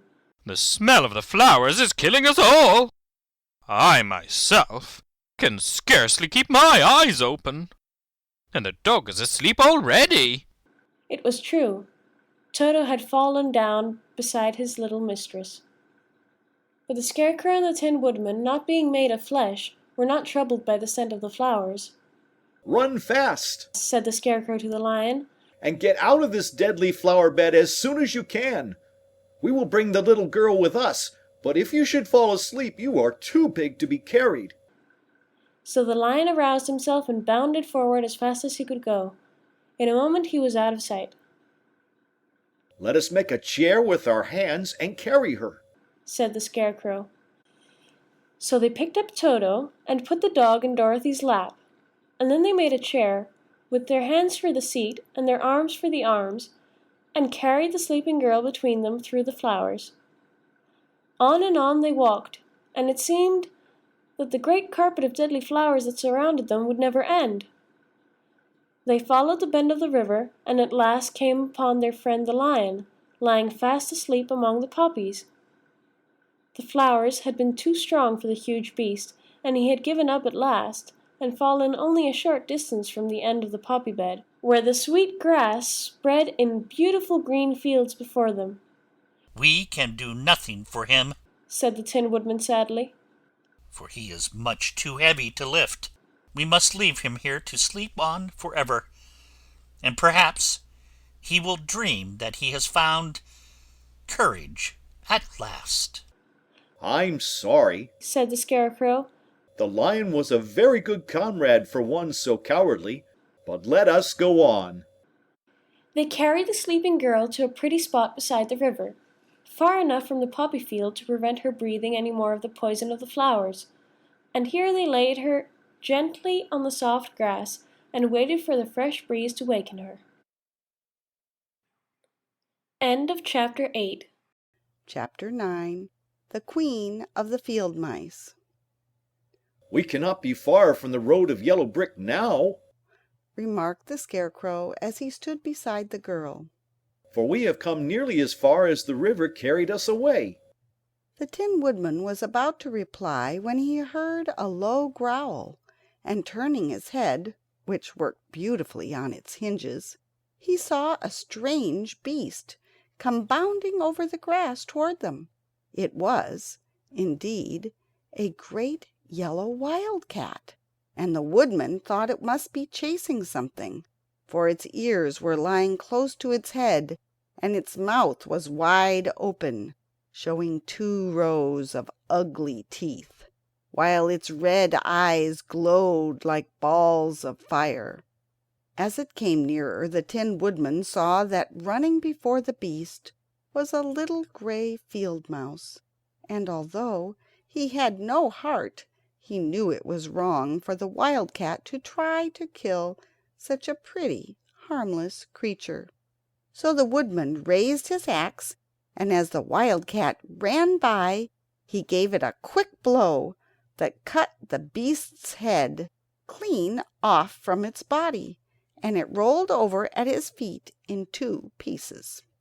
The field mouse, now that it was freed from its enemy, stopped short, and coming slowly up to the Woodman, it said in a squeaky little voice, "Oh, thank you. Thank you ever so much for saving my life." "Don't speak of it, I beg of you," replied the Woodman. "I have no heart, you know, so I am careful to help all those who may need a friend, even if it happens to be only a mouse." "Only a mouse?" cried the little animal indignantly. "Why, I am a queen of all the field mice." "Oh, indeed," said the Woodman, making a bow. "Therefore you have done a great deed, as well as a brave one, in saving my life," added the Queen. At that moment several mice were seen running up as fast as their little legs would carry them, and when they saw their Queen they exclaimed, "Oh, your Majesty! We thought you were going to be killed! How did you manage to escape the great wildcat?" They all bowed so low to the little Queen that they almost stood upon their heads. "This funny Tin Man," she answered, "killed the wildcat and saved my life. So hereafter you must all serve him and obey his slightest wish." "We will!" cried all the mice in a shrill chorus, and then they scampered in all directions, for Toto had awakened from his sleep, and seeing all these mice around him, he gave one bark of delight and jumped right into the middle of the group. Toto always loved to chase mice when he lived in Kansas, and he saw no harm in it. But the Tin Man caught the dog in his arms and held him tight, while he called to the mice, "Come back, come back! Toto shall not hurt you." At this the Queen of the Mice stuck her head out from underneath a clump of grass and asked in a timid voice, "Are you sure he will not bite us?" "I will not let him," said the Woodman. "So do not be afraid." One by one the mice came creeping back, and Toto did not bark again, although he tried to get out of the Woodman's arms, and would have bitten him had he not known very well he was made of tin. Finally one of the biggest mice spoke. "Is there anything we can do," it asked, to repay you for saving the life of our queen? Nothing that I know of, answered the Woodman. But the Scarecrow, who had been trying to think, but could not because his head was stuffed with straw, said quickly, "Oh, yes! You can save our friend the Cowardly Lion who is asleep in the poppy bed." A lion? cried the little queen. Why, he would eat us all up! "Oh, no! declared the Scarecrow. This lion is a coward." Really? asked the mouse. "He says so himself." answered the Scarecrow. "And he would never hurt anyone who is our friend. If you will help us to save him, I promise that he shall treat you all with kindness." Very well, said the queen. we trust you. But what shall we do? "Are there many of these mice which call you queen and are willing to obey you?" Oh, yes, there are thousands, she replied. "Then send for them all to come here as soon as possible, and let each one bring a long piece of string." The queen turned to the mice that attended her and told them to go at once and get all her people. As soon as they heard her orders they ran away in every direction as fast as possible. "Now," said the Scarecrow to the Tin Woodman, "you must go to those trees by the riverside and make a truck that will carry the lion." So the Woodman went at once to the trees and began to work, and he soon made a truck out of the limbs of trees, from which he chopped away all the leaves and branches. He fastened it together with wooden pegs and made the four wheels out of short pieces of a big tree trunk. So fast and so well did he work that by the time the mice began to arrive, the truck was all ready for them. They came from all directions, and there were thousands of them, big mice and little mice and middle-sized mice, and each one brought a piece of string in his mouth. It was about this time that Dorothy woke from her long sleep and opened her eyes. She was greatly astonished to find herself lying upon the grass with thousands of mice standing around and looking at her timidly. But the Scarecrow told her about everything, and turning to the dignified little mouse, he said, "Permit me to introduce to you Her Majesty the Queen." Dorothy nodded gravely, and the queen made a curtsy, after which she became quite friendly with the little girl. The Scarecrow and the Woodman now began to fasten the mice to the truck, using the strings they had brought. One end of a string was tied around the neck of each mouse, and the other end to the truck. Of course the truck was 1,000 times bigger than any of the mice who were to draw it, but when all the mice had been harnessed they were able to pull it quite easily. Even the Scarecrow and the Tin Woodman could sit on it, and were drawn swiftly by their queer little horses to the place where the lion lay asleep. After a great deal of hard work, for the lion was heavy, they managed to get him up on the truck. Then the queen hurriedly gave her people the order to start, for she feared if the mice stayed among the poppies too long they also would fall asleep. At first the little creatures, many though they were, could hardly stir the heavily loaded truck. But the Woodman and the Scarecrow both pushed from behind, and they got along better. Soon they rolled the lion out of the poppy bed to the green fields, where he could breathe the sweet fresh air again, instead of the poisonous scent of the flowers. Dorothy came to meet them and thanked the little mice warmly for saving her companion from death. She had grown so fond of the big lion, she was glad he had been rescued. Then the mice were unharnessed from the truck and scampered away through the grass to their homes. The queen of the mice was the last to leave. "If ever you need us again," she said, "come out into the field and call, and we shall hear you and come to your assistance. Goodbye." "Goodbye," they all answered, and away the queen ran, while Dorothy held Toto tightly lest he should run after her and frighten her. After this they sat down beside the lion until he should awaken, and the Scarecrow brought Dorothy some fruit from a tree near by, which she ate for her dinner. End of chapter 9. Chapter 10. The Guardian of the Gate. It was some time before the Cowardly Lion awakened, for he had lain among the poppies a long while, breathing in their deadly fragrance. But when he did open his eyes and roll off the truck, he was very glad to find himself still alive. I ran as fast as I could, he said, sitting down and yawning. But the flowers were too strong for me. How did you get me out?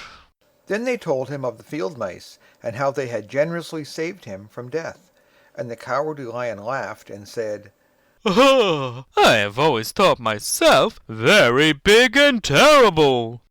Yet such little things as flowers came near to killing me, and such small animals as mice have saved my life.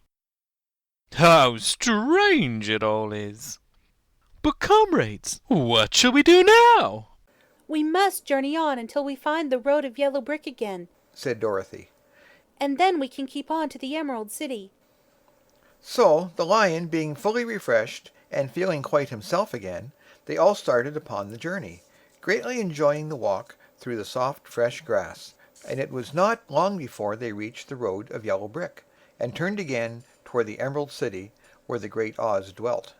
The road was smooth and well paved now, and the country about was beautiful, so that the travelers rejoiced in leaving the forest far behind, and with it the many dangers they had met in its gloomy shades. Once more they could see fences built beside the road, but these were painted green, and when they came to a small house in which a farmer evidently lived, that also was painted green. They passed by several of these houses during the afternoon, and sometimes people came to the doors and looked at them as if they would like to ask questions.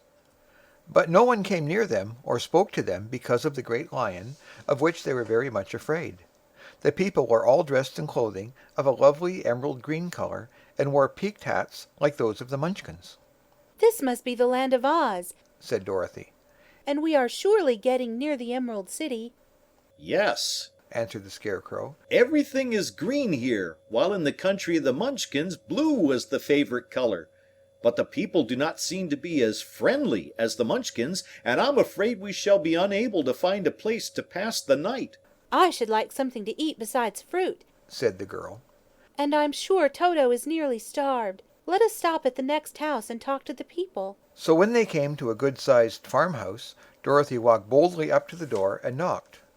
A woman opened it just far enough to look out and said, "What do you want, child? And why is that great lion with you?" "We wish to pass the night with you, if you will allow us," answered Dorothy. "And the lion is my friend and comrade, and would not hurt you for the world." "Is he tame?" asked the woman, opening the door a little wider. "Oh, yes," said the girl. "And he is a great coward, too. He will be more afraid of you than you are of him." "Well," said the woman, after thinking it over and taking another peep at the lion, "if that is the case, you may come in, and I will give you some supper and a place to sleep." So they all entered the house, where there was, beside the woman, 2 children and a man. The man had hurt his leg, and was lying on the couch in a corner. They seemed greatly surprised to see so strange a company, and while the woman was busy laying the table, the man asked, "Where are you all going?" "To the Emerald City," said Dorothy. "to see the great Oz." "Oh, indeed!" exclaimed the man. "Are you sure that Oz will see you?" "Why not?" she replied. "Why, it is said that he never lets anyone come into his presence. I have been to the Emerald City many times, and it is a beautiful and wonderful place. But I have never been permitted to see the great Oz, nor do I know of any living person who has seen him." "Does he never go out?" asked the Scarecrow. "Never. He sits day after day in the great throne room of his palace, and even those who wait upon him do not see him face to face." "What is he like?" asked the girl. "That is hard to tell," said the man thoughtfully. "You see, Oz is a great wizard, and can take on any form he wishes, so that some say he looks like a bird, and some say he looks like an elephant, and some say he looks like a cat. To others, he appears as a beautiful fairy, or a brownie, or in any other form that pleases him. But who the real Oz is, when he is in his own form, no living person can tell. That is very strange, said Dorothy. But we must try, in some way, to see him, or we shall have made our journey for nothing. Why do you wish to see the terrible Oz? Asked the man. I want him to give me some brains, said the Scarecrow eagerly. Oh, Oz could do that easily enough, declared the man. He has more brains than he needs. And I want him to give me a heart, said the Tin Woodman. That will not trouble him, continued the man. For Oz has a large collection of hearts, of all sizes and shapes. And I want him to give me courage, said the Cowardly Lion. Oz keeps a great pot of courage in his throne room, said the man, which he has covered with a golden plate, to keep it from running over. He will be glad to give you some. And I want him to send me back to Kansas, said Dorothy. Where is Kansas? Asked the man, with surprise. I don't know, replied Dorothy sorrowfully. But it is my home, and I'm sure it's somewhere. Very likely. Well, Oz can do anything, so I suppose he will find Kansas for you. But first you must get to see him, and that will be a hard task, for the Great Wizard does not like to see anyone, and he usually has his own way. But what do you want? He continued, speaking to Toto. Toto only wagged his tail, for, strange to say, he could not speak. The woman now called to them that supper was ready. So they gathered around the table, and Dorothy ate some delicious porridge and a dish of scrambled eggs and a plate of nice white bread, and enjoyed her meal. The lion ate some of the porridge, but did not care for it, saying that it was made from oats, and oats were food for horses, not for lions. The Scarecrow and the Tin Woodman ate nothing at all. Toto ate a little of everything, and was glad to get a good supper again. The woman now gave Dorothy a bed to sleep in, and Toto lay down beside her, while the lion guarded the door of her room so she might not be disturbed. The Scarecrow and the Tin Woodman stood up in a corner and kept quiet all night, although of course they could not sleep. The next morning, as soon as the sun was up, they started on their way, and soon saw a beautiful green glow in the sky just before them. That must be the Emerald City, said Dorothy. As they walked on, the green glow became brighter and brighter, and it seemed that at last they were nearing the end of their travels. Yet it was afternoon before they came to the great wall that surrounded the city. It was high and thick, and of a bright green color. In front of them, and at the end of the road of yellow brick, was a big gate, all studded with emeralds that glittered so in the sun that even the painted eyes of the Scarecrow were dazzled by their brilliancy. There was a bell beside the gate, and Dorothy pushed the button and heard a silvery tinkle sound within. Then the big gate swung slowly open, and they all passed through and found themselves in a high arched room, the walls of which glistened with countless emeralds. Before them stood a little man about the same size as the Munchkins. He was clothed all in green, from his head to his feet, and even his skin was of a greenish tint. At his side was a large green box. When he saw Dorothy and her companions, the man asked, "What do you wish in the Emerald City?" "We came here to see the Great Oz," said Dorothy. The man was so surprised at this answer that he sat down to think it over. "It has been many years since anyone asked me to see Oz," he said, shaking his head in perplexity. "He is powerful and terrible, and if you come on an idle or foolish errand to bother the wise reflections of the great wizard, he might be angry and destroy you all in an instant." "But it is not a foolish errand, nor an idle one," replied the Scarecrow. "It is important, and we have been told that Oz is a good wizard." "So he is," said the Green Man, "and he rules the Emerald City wisely and well.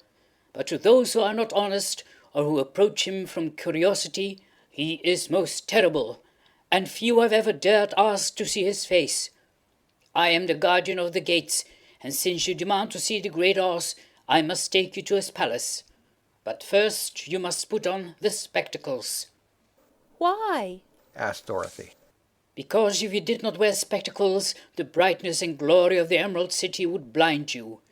Even those who live in the city must wear spectacles night and day. They are all locked on, for Oz so ordered it when the city was first built, and I have the only key that will unlock them. He opened the big box, and Dorothy saw that it was filled with spectacles of every size and shape. All of them had green glass in them.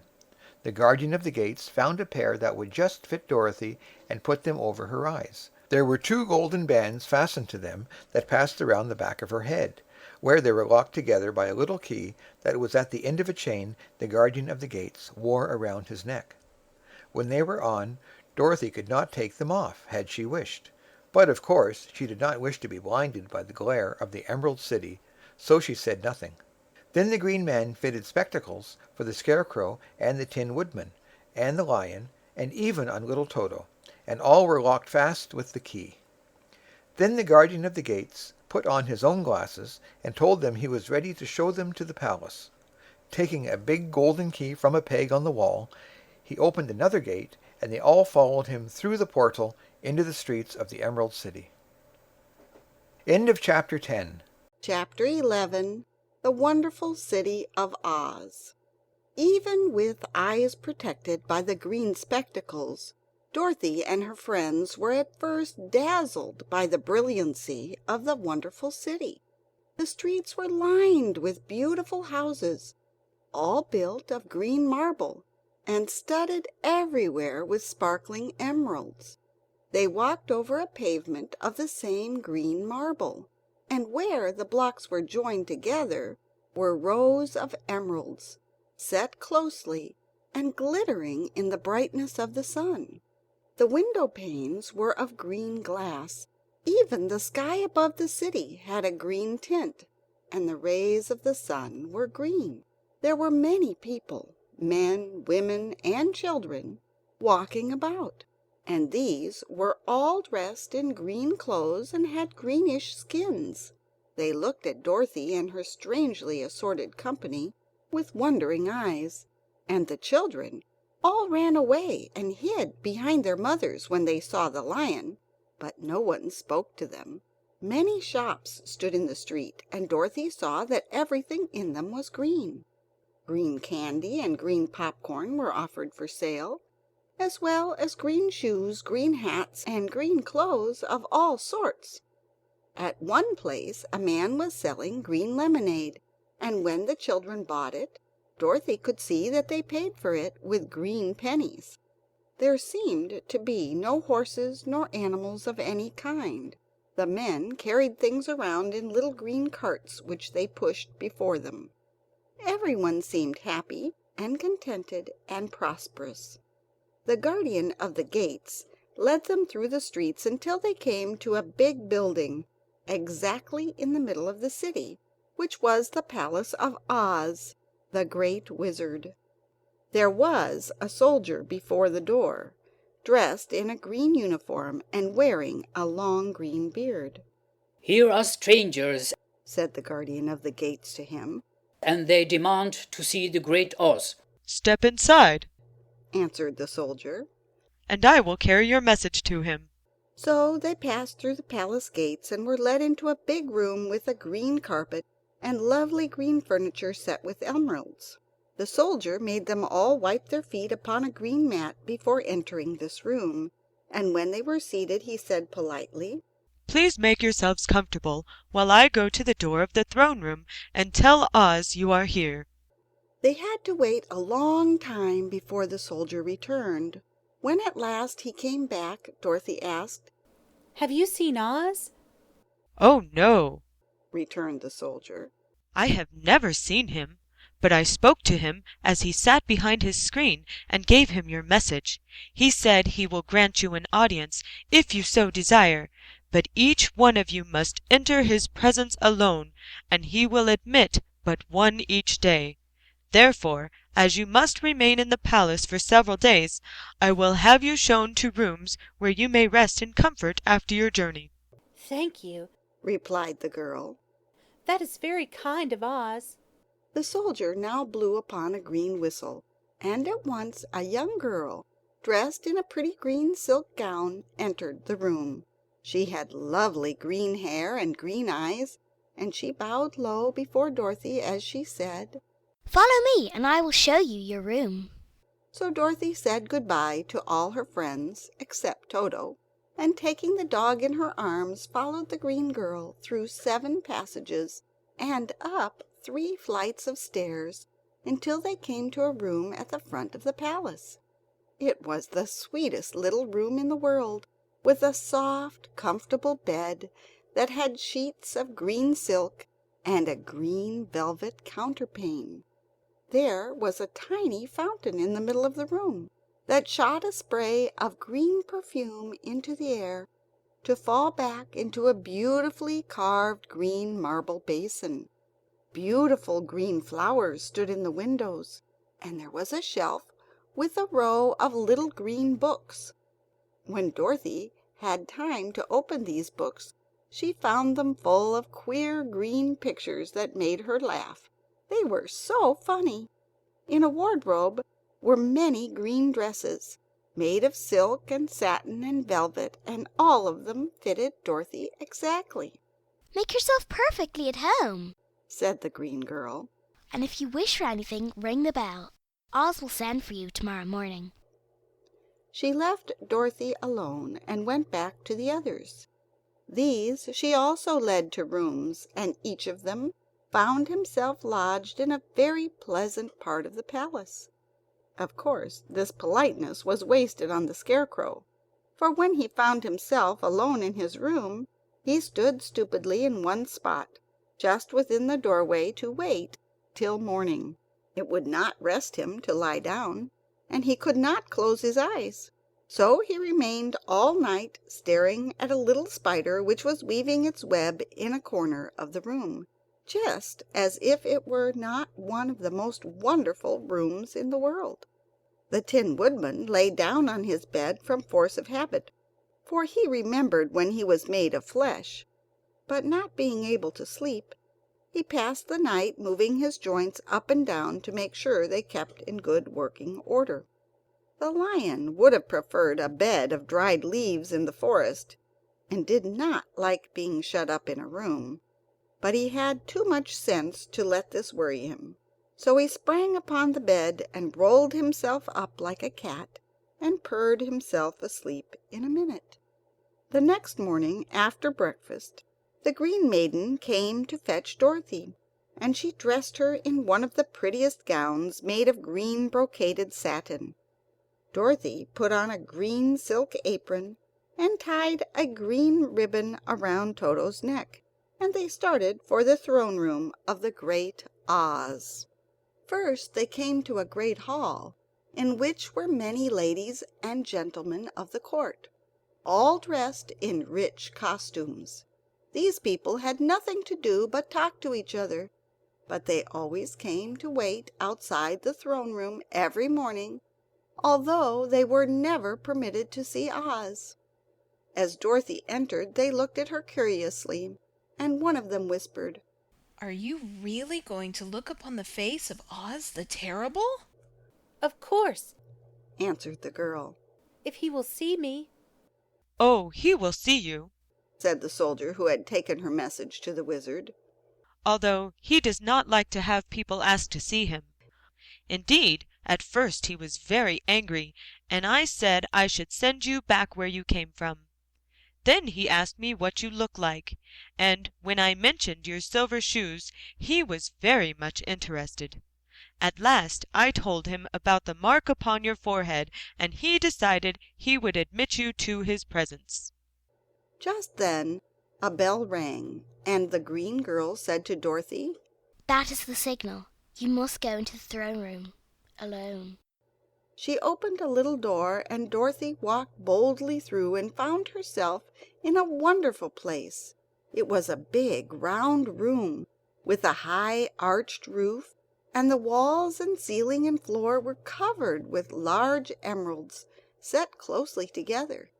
In the center of the roof was a great light, as bright as the sun, which made the emeralds sparkle in a wonderful manner. But what interested Dorothy most was the big throne of green marble that stood in the middle of the room. It was shaped like a chair, and sparkled with gems as did everything else. In the center of the chair was an enormous head without a body to support it, or any arms or legs whatever. There was no hair upon its head, but it had eyes and a nose and a mouth, and was much bigger than the head of the biggest giant.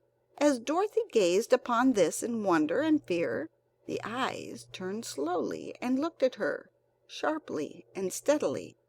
Then the mouth moved, and Dorothy heard a voice say, "I am Oz, the great and terrible. Who are you, and why do you seek me?" It was not such an awful voice as she had expected to come from the big head, though she took courage and answered, "I am Dorothy, the small and meek. I have come to you for help." The eyes looked at her thoughtfully for a minute. Then said the voice, "Where did you get the silver shoes?" "I got them from the Wicked Witch of the East when my house fell on her and killed her," she replied. "Where did you get the mark upon your forehead?" continued the voice. "That is where the Good Witch of the North kissed me when she bade me good-bye and sent me to you," said the girl. Again the eyes looked at her sharply, and when they saw she was telling the truth, then Oz asked, "What do you wish me to do?" "Send me back to Kansas, where my Aunt Em and Uncle Henry are," she answered earnestly.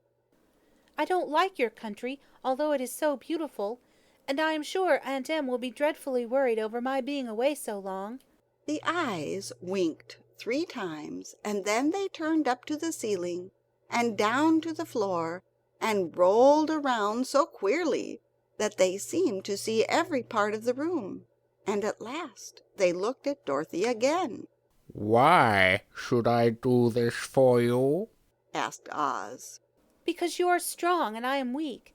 Because you are a great wizard and I am only a little girl." "But you were strong enough to kill the Wicked Witch of the East," said Oz. "That just happened," returned Dorothy simply. "I could not help it." "Well," said the head, "I will give you my answer. You have no right to expect me to send you back to Kansas unless you do something for me in return. In this country, everyone must pay for everything he gets. If you wish me to use my magic power to send you home again, you must do something for me first. Help me, and I will help you." "What must I do?" asked the girl. "Kill the Wicked Witch of the West," answered Oz. "But I cannot," exclaimed Dorothy, greatly surprised. "You killed the Witch of the East, and you wear the silver shoes which bear a powerful charm. There is now but one Wicked Witch left in all this land, and when you can tell me she is dead, I will send you back to Kansas, but not before." The little girl began to weep. She was so much disappointed, and the eyes winked again and looked upon her anxiously, as if the great Oz felt that she could help him if she would. "I never killed anything willingly," she sobbed. "And if I wanted to, how could I kill the Wicked Witch? If you, who are great and terrible, cannot kill her yourself, how do you expect me to do it?" "I do not know," said the head, "but that is my answer, and until the Wicked Witch dies, you will not see your uncle and aunt again. Remember that the witch is wicked, tremendously wicked, and ought to be killed. Now go, and do not ask to see me again until you have done your task." Sorrowfully, Dorothy left the throne room and went back where the lion and the Scarecrow and the Tin Woodman were waiting to hear what Oz had said to her. "There is no hope for me," she said sadly, "for Oz will not send me home until I have killed the Wicked Witch of the West, and that I can never do." Her friends were sorry, but could do nothing to help her, so Dorothy went to her own room and lay down on the bed and cried herself to sleep. The next morning the soldier with the green whiskers came to the Scarecrow and said, "Come with me, for Oz has sent for you." So the Scarecrow followed him and was admitted into the great throne room, where he saw, sitting in the emerald throne, a most lovely lady. She was dressed in green silk gauze and wore upon her flowing green locks a crown of jewels. Growing from her shoulders were wings, gorgeous in color and so light that they fluttered if the slightest breath of air reached them. When the Scarecrow had bowed as prettily as his straw stuffing would let him before this beautiful creature, she looked upon him sweetly and said, "I am Oz, the great and terrible. Who are you, and why do you seek me?" Now the Scarecrow, who had expected to see the great head Dorothy had told him of, was much astonished, but he answered her bravely, "I am only a scarecrow stuffed with straw. Therefore I have no brains, and I come to you praying that you will put brains in my head instead of straw, so that I may become as much a man as any other in your dominions." "Why should I do this for you?" asked the lady. "Because you are wise and powerful, and no one else can help me," answered the Scarecrow. "I never grant favors without some return," said Oz. "but this much I will promise. If you will kill for me the Wicked Witch of the West, I will bestow upon you a great many brains, and such good brains that you will be the wisest man in all the land of Oz." "I thought you asked Dorothy to kill the witch," said the Scarecrow in surprise. "So I did.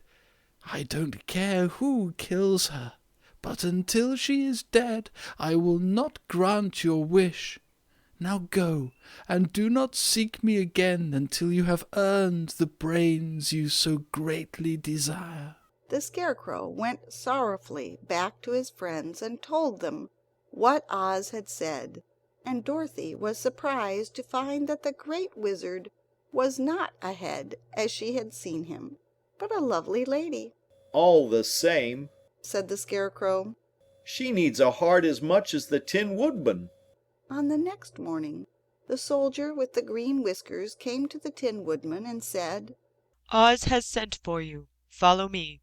So the Tin Woodman followed him and came to the great throne room. He did not know whether he would find Oz a lovely lady or a head, but he hoped it would be the lovely lady. "For," he said to himself, "if it is the head, I am sure I shall not be given a heart, since a head has no heart of its own, and therefore cannot feel for me. But if it is the lovely lady, I shall beg hard for a heart, for all ladies are themselves said to be kindly-hearted." But when the Woodman entered the great throne room, he saw neither the head nor the lady, for Oz had taken the shape of a most terrible beast. It was nearly as big as an elephant, and the green throne seemed hardly strong enough to hold its weight. The beast had a head like that of a rhinoceros, only there were 5 eyes in its face. There were 5 long arms growing out of its body, and it also had 5 long, slim legs. Thick, woolly hair covered every part of it, and a more dreadful-looking monster could not be imagined. It was fortunate the Tin Woodman had no heart at that moment, for it would have beat loud and fast from terror. But being only tin, the Woodman was not at all afraid, although he was much disappointed. "I am Oz, the great and terrible," spoke the beast in a voice that was one great roar. "Who are you, and why do you seek me?" I am a woodman, made of tin. Therefore I have no heart, and cannot love. I pray you to give me a heart, that I may be as other men are. "Why should I do this?" demanded the beast. Because I ask it, and you alone can grant my request, answered the woodman.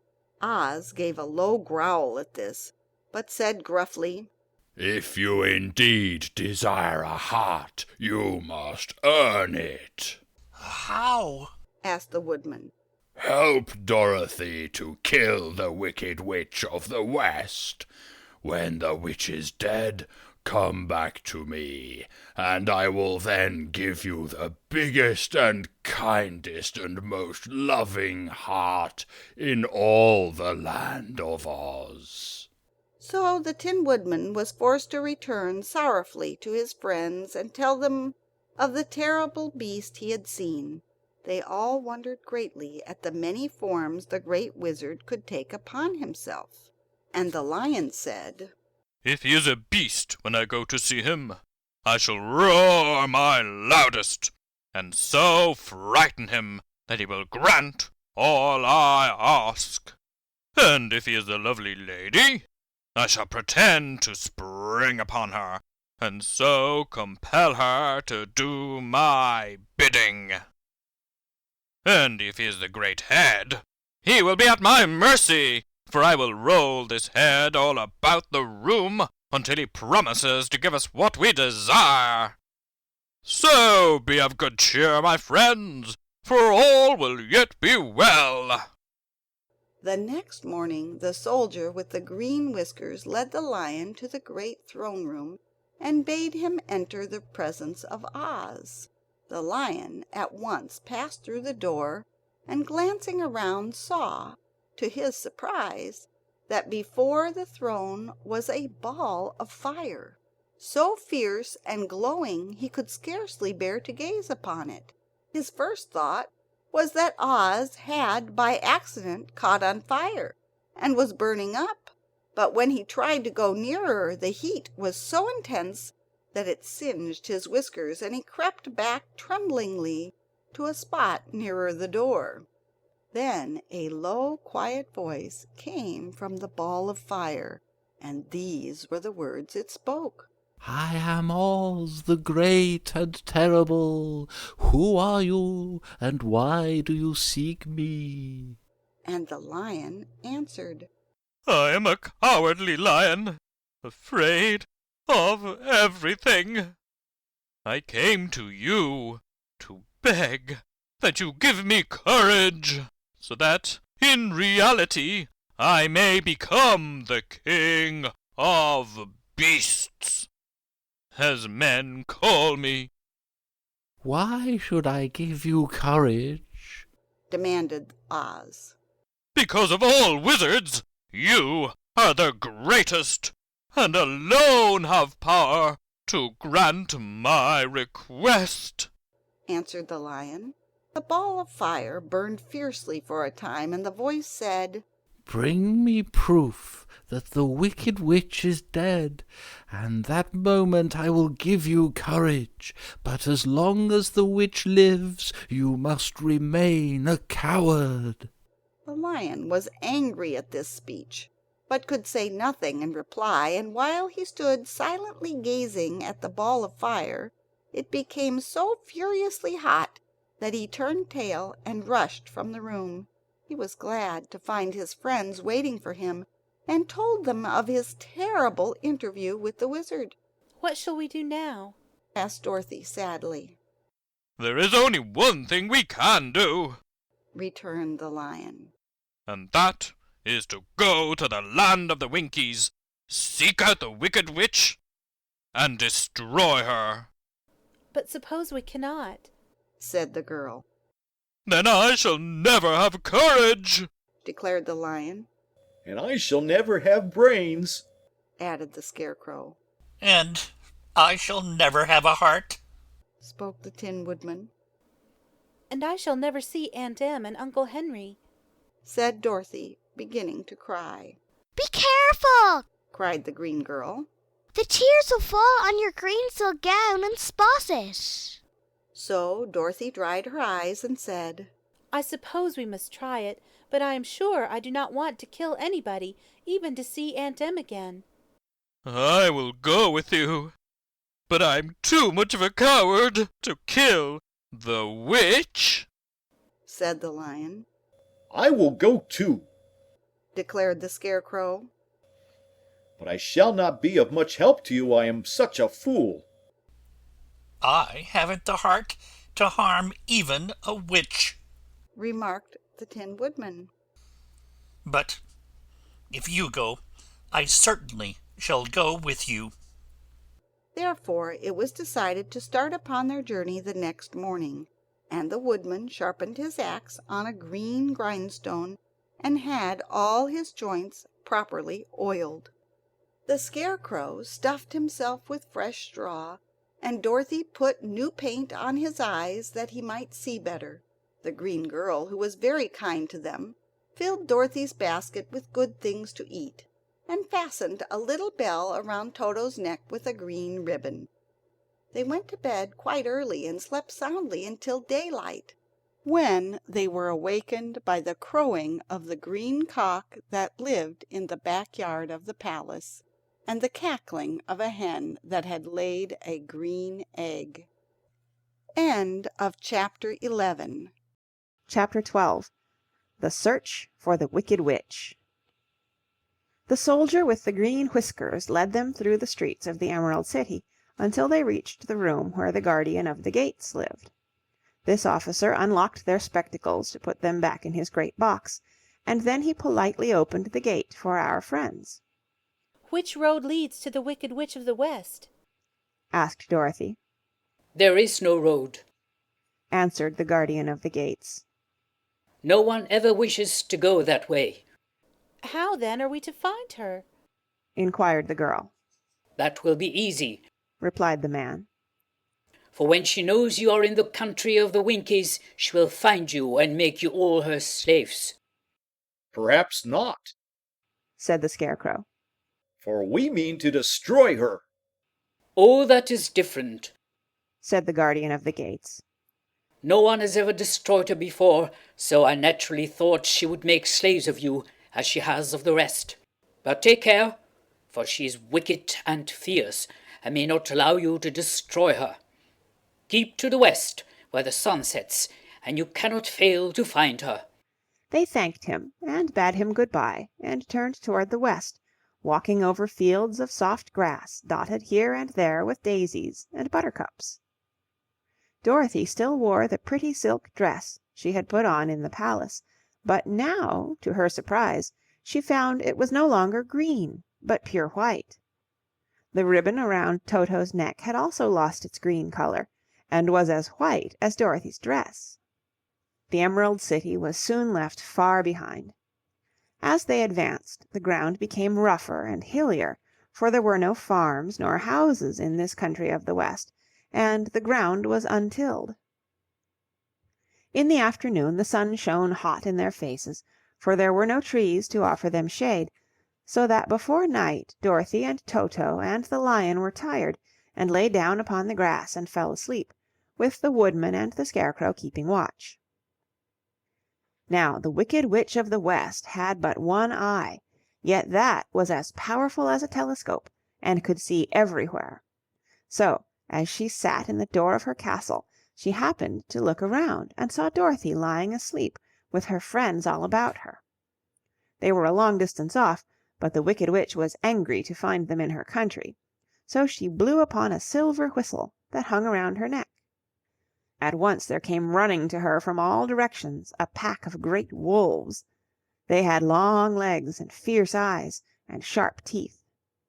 "Go to those people," said the witch, "and tear them to pieces." "Are you not going to make them your slaves?" asked the leader of the wolves.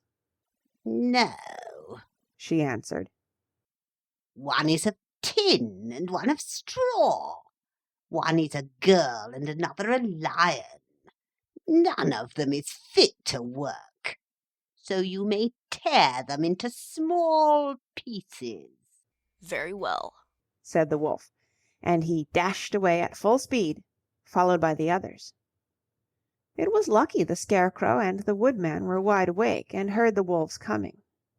"This is my fight," said the Woodman. "So get behind me, and I will meet them as they come."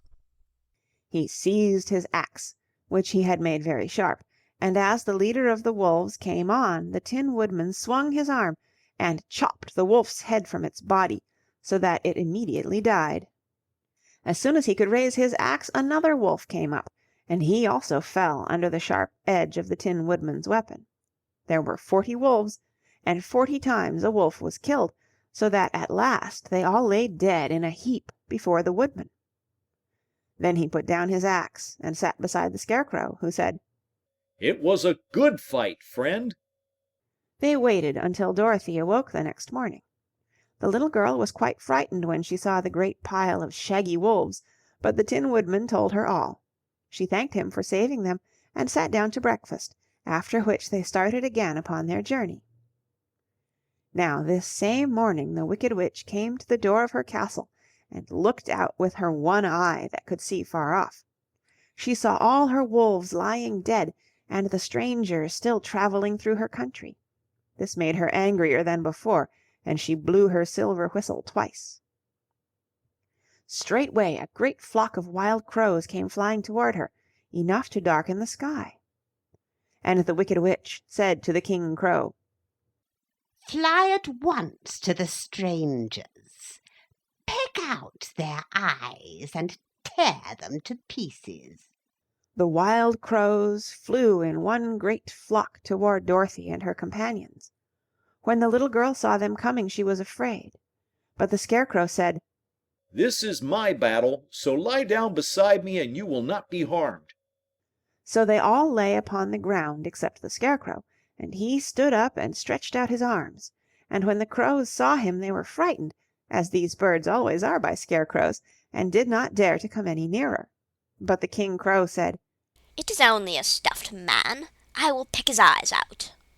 The King Crow flew at the Scarecrow, who caught it by the head and twisted its neck until it died. And then another crow flew at him, and the Scarecrow twisted its neck also. There were 40 crows, and 40 times the Scarecrow twisted a neck, until at last all were lying dead beside him. Then he called to his companions to rise, and again they went upon their journey. When the Wicked Witch looked out again and saw all her crows lying in a heap, she got into a terrible rage, and blew 3 times upon her silver whistle. Forthwith there was heard a great buzzing in the air, and a swarm of black bees came flying toward her. "Go to the strangers and sting them to death," commanded the witch, and the bees turned and flew rapidly until they came to where Dorothy and her friends were walking. But the Woodman had seen them coming, and the Scarecrow had decided what to do. "Take out my straw and scatter it over the little girl and the dog and the lion," he said to the Woodman. "and the bees cannot sting them." This the Woodman did, and as Dorothy lay close beside the lion and held Toto in her arms, the straw covered them entirely. The bees came and found no one but the Woodman to sting, so they flew at him and broke off all their stings against the tin, without hurting the Woodman at all. And as bees cannot live when their stings are broken, that was the end of the black bees, and they all lay scattered thick about the Woodman like little heaps of fine coal. Then Dorothy and the lion got up, and the girl helped the Tin Woodman put the straw back into the Scarecrow again, until he was as good as ever. So they started upon their journey once more. The Wicked Witch was so angry when she saw her black bees in little heaps like fine coal, that she stamped her foot and tore her hair and gnashed her teeth. And then she called a dozen of her slaves, who were the Winkies, and gave them sharp spears, telling them to go to the strangers and destroy them. The Winkies were not a brave people, but they had to do as they were told, so they marched away until they came near to Dorothy. Then the lion gave a great roar and sprang towards them, and the poor Winkies were so frightened that they ran back as fast as they could. When they returned to the castle, the Wicked Witch beat them well with a strap, and sent them back to their work, after which she sat down to think what she should do next. She could not understand how all her plans to destroy these strangers had failed, but she was a powerful witch, as well as a wicked one, and she soon made up her mind how to act. There was in her cupboard a golden cap, with a circle of diamonds and rubies running round it. This golden cap had a charm. Whoever owned it could call 3 times upon the winged monkeys, who would obey any order they were given. But no person could command these strange creatures more than 3 times. Twice already the Wicked Witch had used the charm of the cap. Once was when she had made the Winkies her slaves, and set herself to rule over their country. The winged monkeys had helped her do this. The second time was when she had fought against the great Oz himself, and driven him out of the land of the West. The winged monkeys had also helped her in doing this.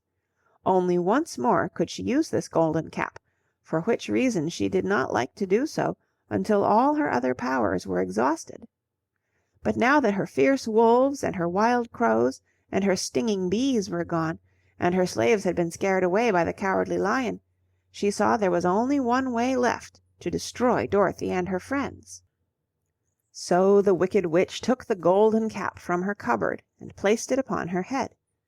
Then she stood upon her left foot and said slowly, Epe pepe kake. Next she stood upon her right foot and said, Hillo hollo hello. After this she stood upon both feet and cried in a loud voice, Zizi zuzi zik. Now the charm began to work. The sky was darkened, and a low rumbling sound was heard in the air. There was a rushing of many wings, a great chattering and laughing, and the sun came out of the dark sky to show the Wicked Witch surrounded by a crowd of monkeys, each with a pair of immense and powerful wings on his shoulders. One, much bigger than the others, seemed to be their leader. He flew close to the witch and said, You have called us for the 3rd and last time. What do you command? Go to the strangers who are within my land and destroy them all except the lion, said the Wicked Witch. Bring that beast to me, for I have a mind to harness him like a horse and make him work.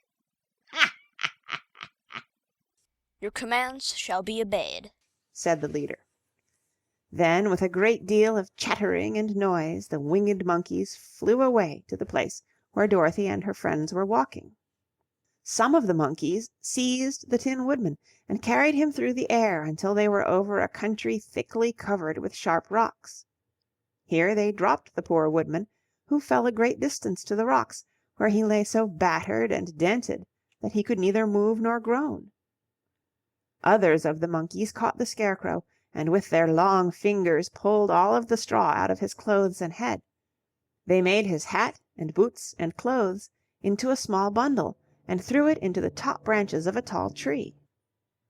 The remaining monkeys threw pieces of stout rope around the lion, and wound many coils about his body and head and legs, until he was unable to bite or scratch or struggle in any way.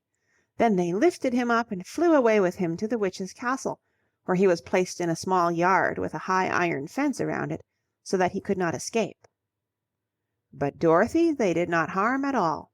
She stood, with Toto in her arms, watching the sad fate of her comrades, and thinking it would soon be her turn. The leader of the winged monkeys flew up to her, his long, hairy arms stretched out, and his ugly face grinning terribly. But he saw the mark of the good witch's kiss upon her forehead, and stopped short, motioning the others not to touch her. We dare not harm this little girl, he said to them, for she is protected by the power of good, and that is greater than the power of evil. All we can do is to carry her to the castle of the Wicked Witch and leave her there. So, carefully and gently, they lifted Dorothy in their arms and carried her swiftly through the air until they came to the castle, where they set her down upon the front doorstep. Then the leader said to the witch, We have obeyed you as far as we were able. The Tin Woodman and the Scarecrow are destroyed, and the lion is tied up in your yard. The little girl we dare not harm, nor the dog she carries in her arms. Your power over our band is now ended, and you will never see us again. Then all the winged monkeys, with much laughing and chattering and noise, flew into the air and were soon out of sight. The Wicked Witch was both surprised and worried when she saw the mark on Dorothy's forehead, for she knew well that neither the winged monkeys nor she herself dare hurt the girl in any way. She looked down at Dorothy's feet, and, seeing the silver shoes, began to tremble with fear, for she knew what a powerful charm belonged to them. At first the witch was tempted to run away from Dorothy, but she happened to look into the child's eyes, and saw how simple the soul behind them was, and that the little girl did not know of the wonderful power the silver shoes gave her. So the Wicked Witch laughed to herself and thought, "Ha! I can still make her my slave, for she does not know how to use her power." Then she said to Dorothy harshly and severely, "Come with me, and see that you mind everything I tell you. For if you do not, I will make an end of you, as I did of the Tin Woodman and the Scarecrow." Dorothy followed her through many of the beautiful rooms in her castle until they came to the kitchen, where the witch bade her clean the pots and kettles and sweep the floor and keep the fire fed with wood. Dorothy went to work meekly, with her mind made up to work as hard as she could, for she was glad the Wicked Witch had decided not to kill her.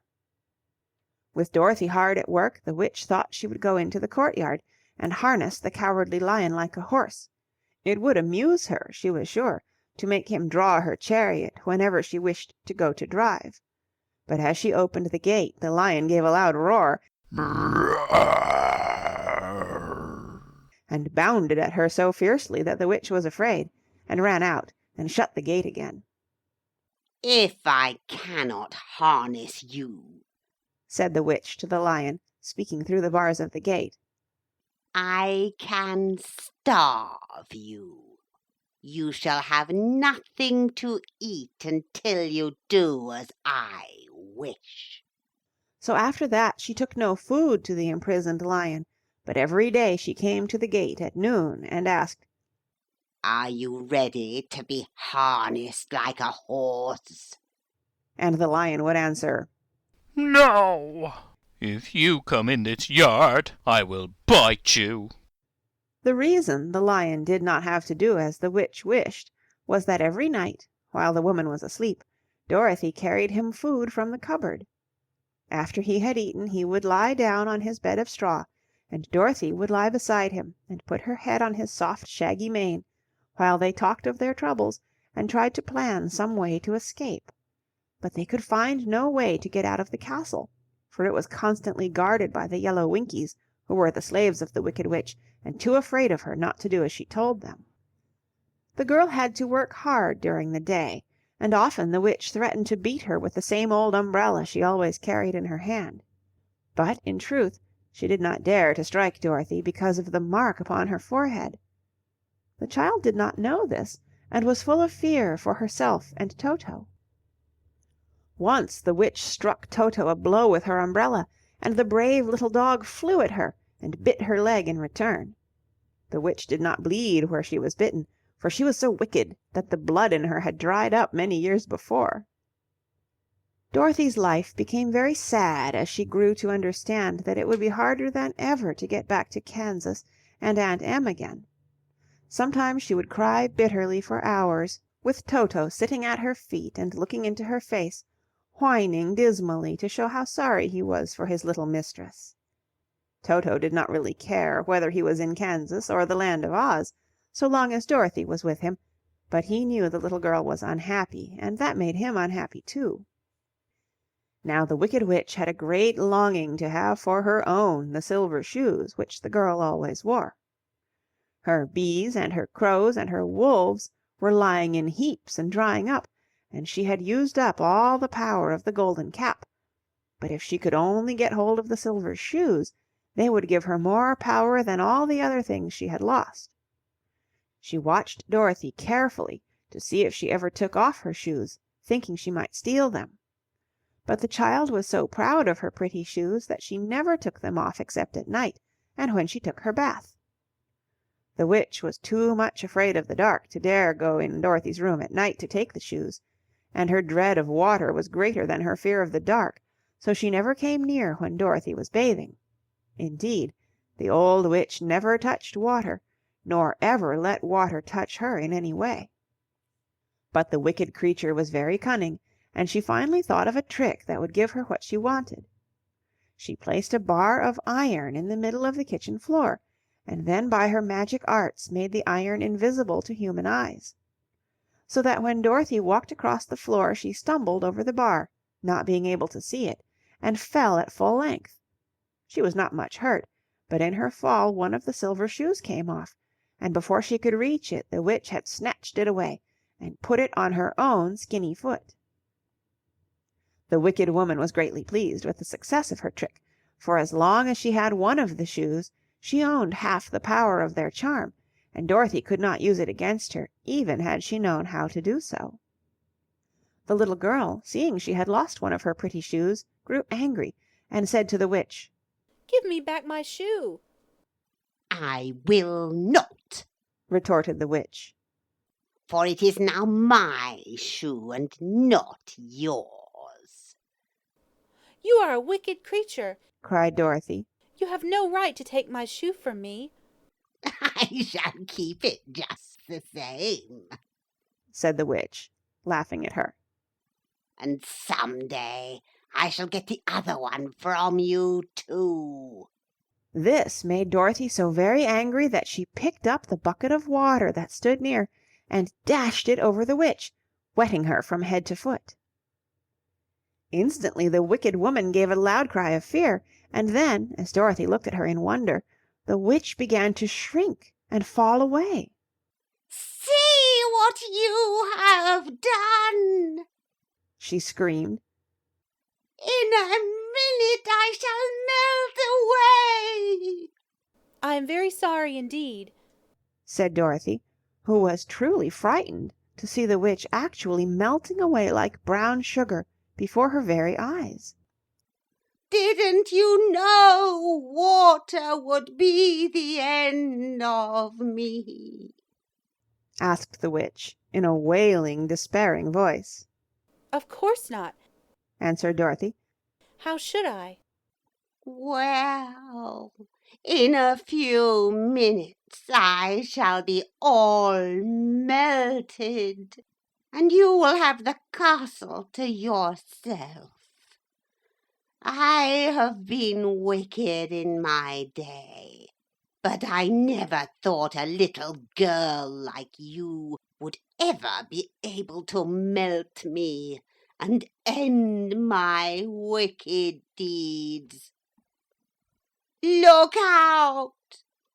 Here I go."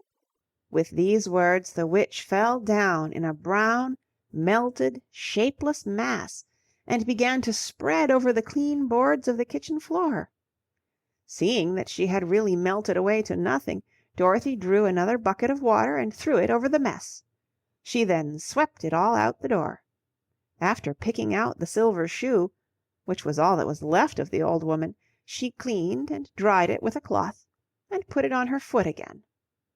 Then, being at last free to do as she chose, she ran out to the courtyard to tell the lion that the Wicked Witch of the West had come to an end, and that they were no longer prisoners in a strange land. End of chapter 12. Chapter 13. The Rescue. The Cowardly Lion was much pleased to hear that the Wicked Witch had been melted by a bucket of water, and Dorothy at once unlocked the gate of his prison and set him free. They went in together to the castle, where Dorothy's first act was to call all the Winkies together and tell them that they were no longer slaves. There was great rejoicing among the yellow Winkies, for they had been made to work hard during many years for the Wicked Witch, who had always treated them with great cruelty. They kept this day as a holiday, then and ever after, and spent the time in feasting and dancing. If our friends, the Scarecrow and the Tin Woodman, were only with us, said the lion, I should be quite happy. Don't you suppose we could rescue them? asked the girl anxiously. We can try, answered the lion. So they called the yellow Winkies and asked them if they would help to rescue their friends, and the Winkies said that they would be delighted to do all in their power for Dorothy, who had set them free from bondage. So she chose a number of the Winkies who looked as if they knew the most, and they all started away. They travelled that day and part of the next until they came to the rocky plain where the Tin Woodman lay, all battered and bent. His axe was near him, but the blade was rusted and the handle broken off short. The Winkies lifted him tenderly in their arms and carried him back to the yellow castle again, Dorothy shedding a few tears by the way at the sad plight of her old friend, and the lion looking sober and sorry. When they reached the castle, Dorothy said to the Winkies, Are any of your people tinsmiths? Oh, yes. Some of us are very good tinsmiths, they told her. Then bring them to me, she said. And when the tinsmiths came, bringing with them all their tools and baskets, she inquired, Can you straighten out those dents in the Tin Woodsman and bend him back into shape again and solder him together where he is broken? The tinsmiths looked the woodman over carefully and then answered that they thought they could mend him, so he would be as good as ever. So they set to work in one of the big yellow rooms of the castle and worked for 3 days and 4 nights, hammering and twisting and bending and soldering and polishing and pounding at the legs and body and head of the Tin Woodman, until at last he was straightened out into his old form, and his joints worked as well as ever. To be sure, there were several patches on him, but the tinsmiths did a good job, and as the woodman was not a vain man, he did not mind the patches at all. When at last he walked into Dorothy's room and thanked her for rescuing him, he was so pleased that he wept tears of joy, and Dorothy had to wipe every tear carefully from his face with her apron, so his joints would not be rusted. At the same time her own tears fell thick and fast at the joy of meeting her old friend again, and these tears did not need to be wiped away. As for the lion, he wiped his eyes so often with the tip of his tail that it became quite wet, and he was obliged to go out into the courtyard and hold it in the sun till it dried. If we only had the Scarecrow with us again, said the Tin Woodman when Dorothy had finished telling him everything that had happened, I should be quite happy. We must try to find him, said the girl. So she called the Winkies to help her, and they walked all day and part of the next until they came to the tall tree in the branches of which the winged monkeys had tossed the Scarecrow's clothes. It was a very tall tree, and the trunk was so smooth that no one could climb it. But the woodman said at once, I'll chop it down, and then we can get the Scarecrow's clothes. Now, while the tinsmiths had been at work mending the woodsman himself, another of the Winkies, who was a goldsmith, had made an axe handle of solid gold and fitted it to the woodman's axe instead of the old broken handle. Others polished the blade until all the rust was removed and it glistened like burnished silver. As soon as he had spoken, the Tin Woodman began to chop, and in a short time the tree fell over with a crash, whereupon the Scarecrow's clothes fell out of the branches and rolled off on the ground. Dorothy picked them up and had the Winkies carry them back to the castle, where they were stuffed with nice clean straw, and behold, here was the Scarecrow as good as ever, thanking them over and over again for saving him. Now that they were reunited, Dorothy and her friends spent a few happy days at the Yellow Castle, where they found everything they needed to make them comfortable. But one day the girl thought of Aunt Em and said, We must go back to Oz and claim his promise. Yes, said the Woodman. At last I shall get my heart. And I shall get my brains, added the Scarecrow joyfully. And I shall get my courage, said the Lion thoughtfully. And I shall get back to Kansas, cried Dorothy, clapping her hands. Oh, let us start for the Emerald City tomorrow. This they decided to do. The next day they called the Winkies together and bade them goodbye. The Winkies were sorry to have them go, and they had grown so fond of the Tin Woodman that they begged him to stay and rule over them and the yellow land of the West. Finding they were determined to go, the Winkies gave Toto and the Lion each a golden collar, and to Dorothy they presented a beautiful bracelet studded with diamonds, and to the Scarecrow they gave a gold-headed walking stick to keep him from stumbling, and to the Tin Woodman they offered a silver oil can, inlaid with gold and set with precious jewels.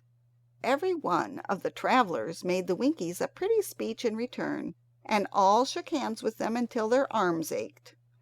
Dorothy went to the witch's cupboard to fill her basket with food for the journey, and there she saw the golden cap.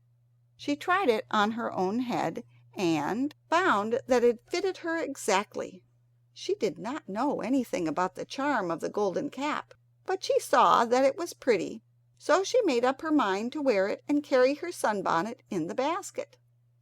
Then, being prepared for the journey, they all started for the Emerald City, and the Winkies gave them 3 cheers and many good wishes to carry with them. End of Chapter 13. Chapter 14. The Winged Monkeys. You will remember there was no road, not even a pathway, between the castle of the Wicked Witch and the Emerald City. When the 4 travellers went in search of the witch, she had seen them coming, and so sent the winged monkeys to bring them to her. It was much harder to find their way back through the big fields of buttercups and yellow daisies than it was being carried. They knew, of course, they must go straight east toward the rising sun, and they started off in the right way. But at noon, when the sun was over their heads, they did not know which was east and which was west, and that was the reason they were lost in the great fields. They kept on walking, however, and at night the moon came out and shone brightly, so they lay down among the sweet-smelling yellow flowers and slept soundly until morning, all but the Scarecrow and the Tin Woodman. The next morning the sun was behind a cloud, but they started on as if they were quite sure which way they were going. If we walk far enough, said Dorothy, I am sure we shall sometime come to some place. But day by day passed away, and they still saw nothing before them but the scarlet fields. The Scarecrow began to grumble a bit. We have surely lost our way, he said. And unless we find it again in time to reach the Emerald City, I shall never get my brains. Nor I my heart, declared the Tin Woodman. It seems to me I can scarcely wait till I get to Oz, and you must admit this is a very long journey. You see, said the Cowardly Lion with a whimper, I haven't the courage to keep tramping forever without getting anywhere at all. Then Dorothy lost heart. She sat down on the grass and looked at her companions, and they looked down and looked at her, and Toto found that for the first time in his life he was too tired to chase a butterfly that flew past his head. So he put out his tongue and panted and looked at Dorothy as if to ask what they should do next. Suppose we call the field mice, she suggested. They could probably tell us the way to the Emerald City. To be sure they could, cried the Scarecrow. Why didn't we think of that before? Dorothy blew the little whistle she had always carried about her neck since the Queen of Mice had given it to her. In a few minutes they heard the pattering of tiny feet, and many of the small gray mice came running up to her. Among them was the Queen herself, who asked in her squeaky little voice, "What can I do for my friend?" "We have lost our way," said Dorothy. "Can you tell us where the Emerald City is?" "Certainly," answered the Queen. "but it is a great way off, for you have had it at your backs all this time." Then she noticed Dorothy's golden cap and said, "Why don't you use the charm of the cap and call the winged monkeys to you? They will carry you to the city walls in less than an hour." "I didn't know there was a charm," answered Dorothy in surprise. "What is it?" "It is written inside the gold cap," replied the Queen of Mice. "but if you are going to call the winged monkeys, we must run away, for they are full of mischief and think it great fun to plague us." "Won't they hurt me?" asked the girl anxiously. "Oh, no. They must obey the wearer of the cap. Goodbye." And she scampered out of sight with all the mice hurrying after her. Dorothy looked inside the golden cap and saw some words written upon the lining. These, she thought, must be the charm, so she read the directions carefully and put the cap upon her head. "Epki, pepki, kaki," she said, standing on her left foot. "What did you say?" asked the Scarecrow, who did not know what she was doing. "Hillo, holo, hello." Dorothy went on, standing this time on her right foot. "Hello," replied the Tin Woodman calmly. "Zizzy, zoozy, zick," said Dorothy, who was now standing on both feet. This ended the saying of the charm, and they heard a great chattering and flapping of wings as the band of winged monkeys flew up to them. The king bowed low before Dorothy and asked, "What is your command?" "We wish to go to the Emerald City," said the child. "and we have lost our way." "We will carry you," replied the king, and no sooner had he spoken than two of the monkeys caught Dorothy in their arms and flew away with her. Others took the Scarecrow and the Woodman and the Lion, and one little monkey seized Toto and flew after them, although the dog tried hard to bite him. The Scarecrow and the Tin Woodman were rather frightened at first, for they remembered how badly the winged monkeys had treated them before. But they saw that no harm was intended, so they rode through the air quite cheerfully, and had a fine time looking at the pretty gardens and woods far below them. Dorothy found herself riding easily between two of the biggest monkeys. One of them was the king himself. They had made a chair of their hands and were careful not to hurt her. "Why do you have to obey the charm of the golden cap?" she asked. "That is a long story," answered the king, with a winged laugh. "but as we have a long journey before us, I will pass the time by telling you about it, if you wish." "I shall be glad to hear it," she replied. "Once," began the leader, "we were a free people, living happily in the great forest, flying from tree to tree, eating nuts and fruit, and doing just as we pleased without calling anybody master. Perhaps some of us were rather too full of mischief at times, flying down to pull the tails of the animals that had no wings, chasing birds, and throwing nuts at the people who walked in the forest. But we were careless and happy, and full of fun, and enjoyed every minute of the day. This was many years ago, long before Oz came out of the clouds to rule over this land. There lived here then, away at the north, a beautiful princess, who was also a powerful sorceress. All her magic was used to help the people, and she was never known to hurt anyone who was good. Her name was Gayelette, and she lived in a handsome palace built from great blocks of ruby. Everyone loved her, but her greatest sorrow was that she could find no one to love in return, since all the men were much too stupid and ugly to mate with one so beautiful and wise.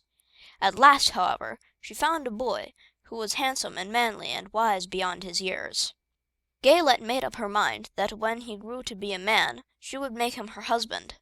So she took him to her ruby palace and used all her magic powers to make him as strong and good and lovely as any woman could wish. When he grew to manhood, Kelola, as he was called, was said to be the best and wisest man in all the land, while his manly beauty was so great that Gay Lillet loved him dearly, and hastened to make everything ready for the wedding. My grandfather was at the time the king of the winged monkeys, which lived in the forest near Gay Lillet's palace, and the old fellow loved a joke better than a good dinner. One day, just before the wedding, my grandfather was flying out with his band, when he saw Keolala walking beside the river. He was dressed in a rich costume of pink silk and purple velvet, and my grandfather thought he would see what he could do. At his word, the band flew down and seized Keolala, carried him in their arms until they were over the middle of the river, and then dropped him into the water. "Swim out, my fine fellow," cried my grandfather, "and see if the water has spotted your clothes." Keolala was much too wise not to swim, and he was not in the least spoiled by all his good fortune. He laughed when he came to the top of the water, and swam in to shore. But when Gay Lillet came running out to him, she found his silks and velvet ruined by the river. The princess was angry, for she knew of course who did it. She had all the winged monkeys brought before her, and she said at first that their wings should be tied, and they should be treated as they had treated Keolala, and dropped in the river. But my grandfather pleaded hard, and he knew that the winged monkeys would drown if in the river with their wings tied, and Keolala said a kind word for them also, so that Gay Lillet finally spared them, on condition that the winged monkeys should ever after do 3 times the bidding of the owner of the golden cap. This cap had been made for a wedding present to Keolala, and it is said to have cost the princess half her kingdom. Of course, my grandfather and all the other winged monkeys at once agreed to the condition, and that is how it happens that we are 3 times the slaves to the owner of the golden cap, whomsoever he may be. And what became of them? asked Dorothy, who had been greatly interested in the story. Keolala being the first owner of the golden cap, replied the monkey, he was the first to lay his wishes upon us. As his bride could not bear the sight of us, he called us all to him in the forest, after he had married her, and ordered us to always keep where she could never again set eyes on a winged monkey, which we were glad to do, for we were all afraid of her. This was all we ever had to do until the golden cap fell into the hands of the Wicked Witch of the West, who made us enslave the Winkies, and afterwards drive Oz himself out of the land of the West. Now the golden cap is yours, and 3 times you have the right to lay your wishes upon us. As the Monkey King finished his story, Dorothy looked down and saw the green shining walls of the Emerald City before them. She wondered at the rapid flight of the monkeys, but was glad the journey was over. The strange creatures set the travelers down carefully before the gate of the city. The king bowed low to Dorothy and then flew swiftly away, followed by all his band. "That was a good ride," said the little girl. "Yes, and a quick way out of our troubles," replied the lion. "How lucky it was you brought away that wonderful cap!" End of Chapter 14. Chapter 15. The Discovery of Oz the Terrible. The 4 travelers walked up to the great gate of the Emerald City and rang the bell. After ringing several times, it was opened by the same guardian of the gates they had met before. "What? Are you back again?" he asked in surprise. "Do you not see us?" answered the Scarecrow. "But I thought you had gone to visit the Wicked Witch of the West." "We did visit her," said the Scarecrow. "And she let you go again?" asked the man in wonder. "She could not help it, for she is melted," explained the Scarecrow. "Melted? Well, that is good news indeed," said the man. "Who melted her?" "It was Dorothy," said the lion gravely. "Good gracious!" exclaimed the man, and he bowed very low indeed before her. Then he led them into his little room and locked the spectacles from the great box on all their eyes, just as he had done before. Afterward they passed on through the gate into the Emerald City. When the people heard from the guardian of the gates that Dorothy had melted the Wicked Witch of the West, they all gathered around the travelers and followed them in a great crowd to the palace of Oz. The soldier with the green whiskers was still on guard before the door, but he let them in at once, and they were again met by the beautiful green girl, who showed each of them to their old rooms at once, so they might rest until the great Oz was ready to receive them. The soldier had the news carried straight to Oz that Dorothy and the other travelers had come back again, after destroying the Wicked Witch. But Oz made no reply.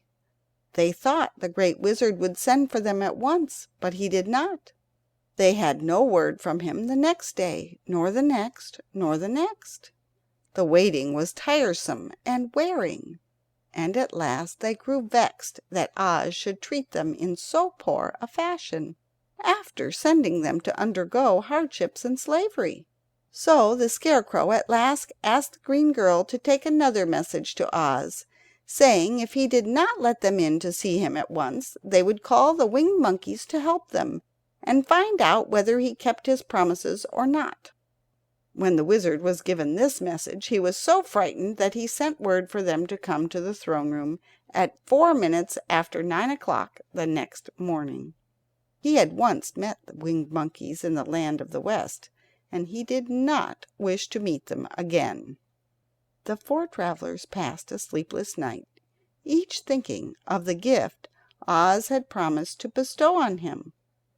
Dorothy fell asleep only once, and then she dreamed she was in Kansas, where Aunt Em was telling her how glad she was to have her little girl at home again. Promptly at 9 o'clock the next morning, the green-whiskered soldier came to them, and 4 minutes later they all went into the throne room of the great Oz. Of course, each one of them expected to see the wizard in the shape he had taken before, and all were greatly surprised when they looked about and saw no one at all in the room. They kept close to the door and closer to one another, for the stillness of the empty room was more dreadful than any of the forms they had seen Oz take. Presently they heard a solemn voice that seemed to come from somewhere near the top of the great dome, and it said, "I am Oz, the great and terrible. Why do you seek me?" They looked again in every part of the room, and then, seeing no one, Dorothy asked, "Where are you?" "I am everywhere," answered the voice. "but to the eyes of common mortals I am invisible. I will now seat myself upon my throne, that you may converse with me." Indeed, the voice seemed just then to come straight from the throne itself, so they walked toward it and stood in a row while Dorothy said, "We have come to claim our promise, O Oz." "What promise?" asked Oz. "You promised to send me back to Kansas when the Wicked Witch was destroyed," said the girl. "And you promised to give me brains," said the Scarecrow. "And you promised to give me a heart," said the Tin Woodman.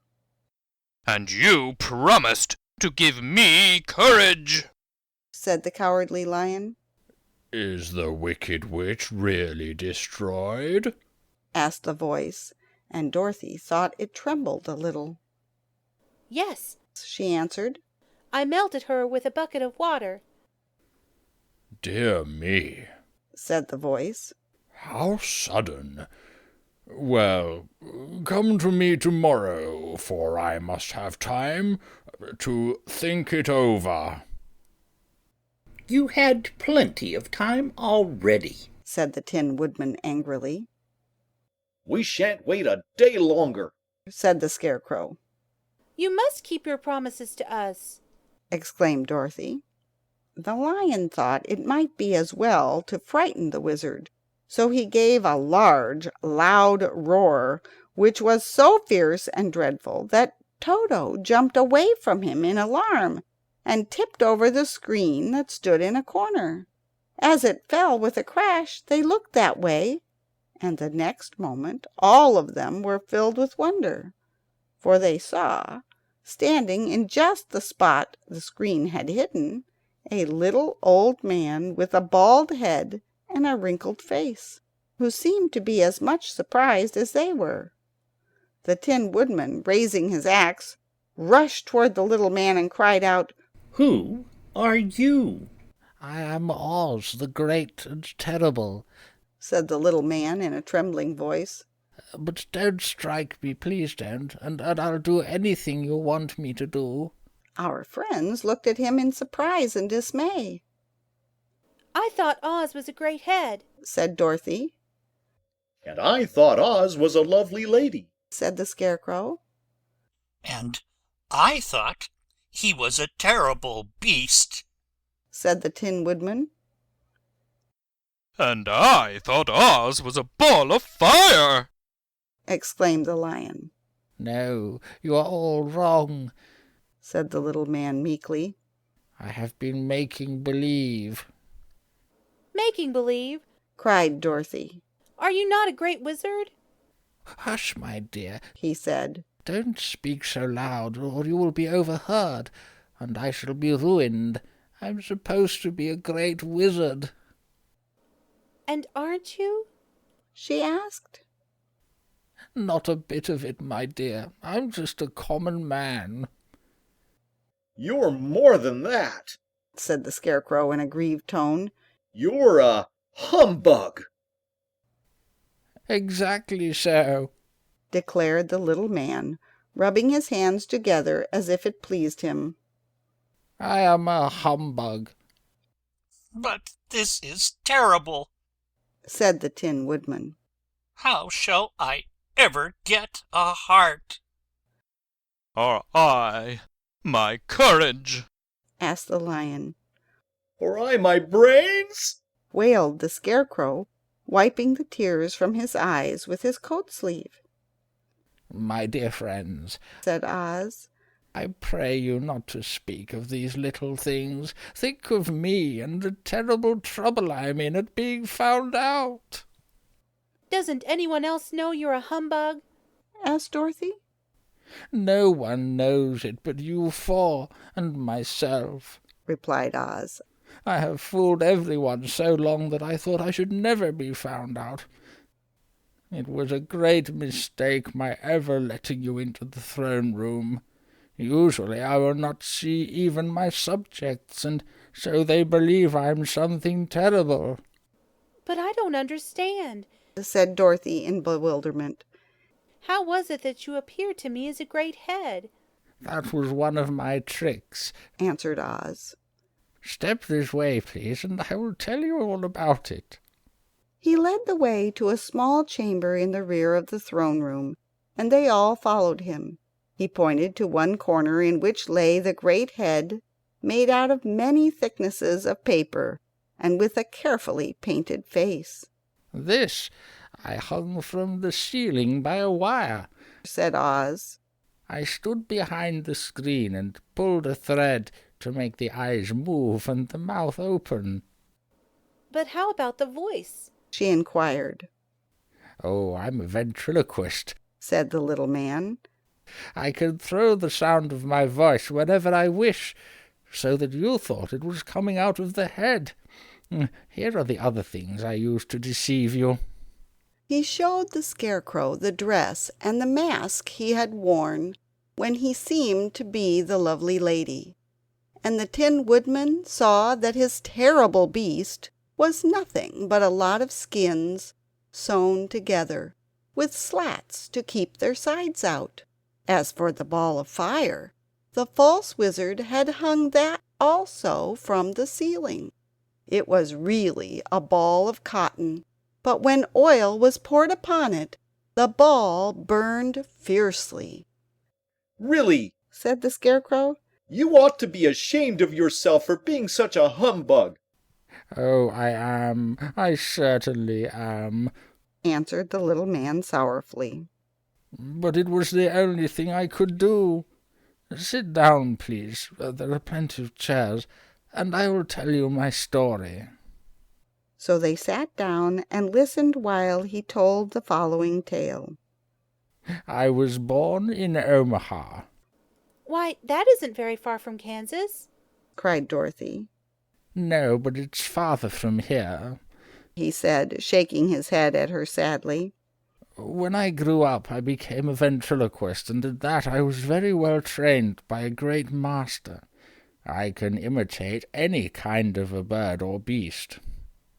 Here he mewed so like a kitten that Toto pricked up his ears and looked everywhere to see where she was. After a time, continued Oz, I tired of that and became a balloonist. What is that? asked Dorothy. A man who goes up in a balloon on circus day so as to draw a crowd of people together and get them to pay to see the circus, he explained. Oh, she said. I know. Well, one day I went up in a balloon, and the ropes got twisted so that I couldn't come down again. It went way up above the clouds, so far that a current of air struck it and carried it many, many miles away. For a day and a night I travelled through the air, and on the morning of the second day I awoke and found the balloon floating over a strange and beautiful country.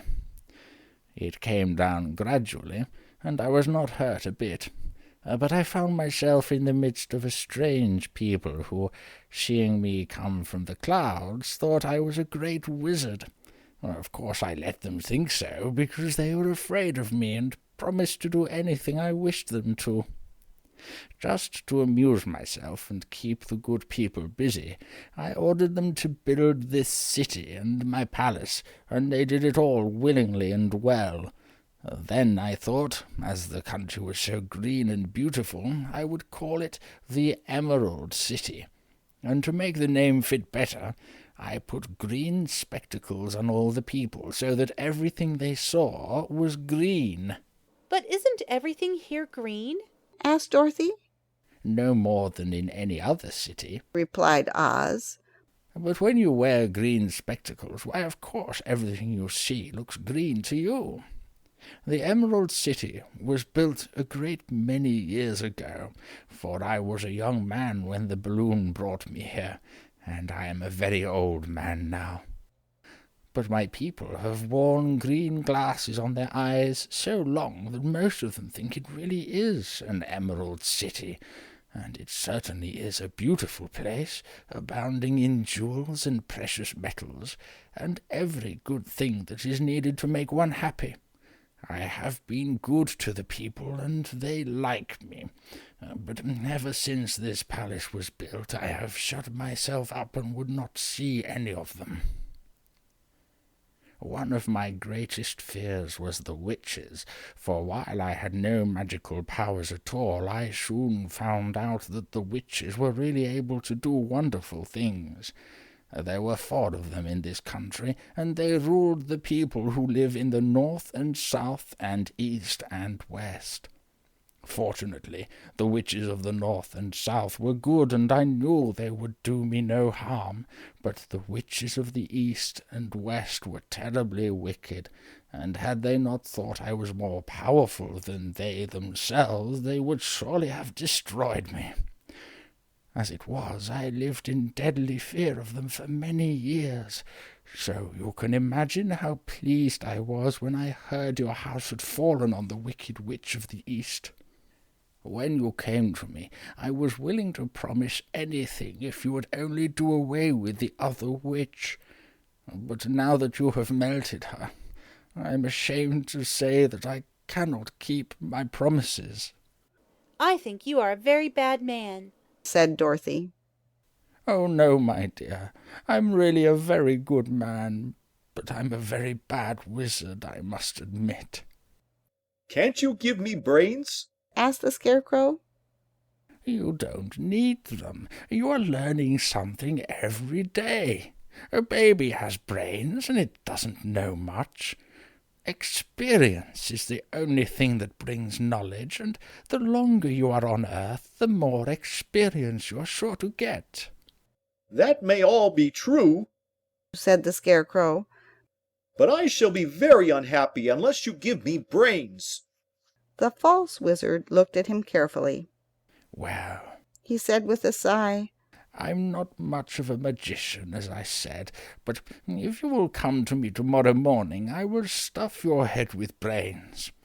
I cannot tell you how to use them, however. You must find that out for yourself.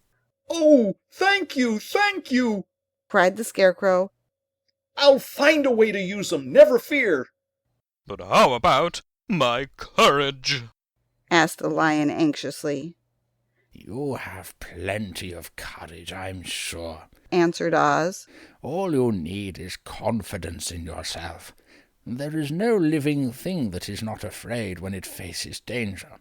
The true courage is in facing danger when you are afraid, and that kind of courage you have in plenty. Perhaps I have, but I'm scared just the same, said the Lion. I shall really be very unhappy unless you give me the sort of courage that makes one forget he is afraid.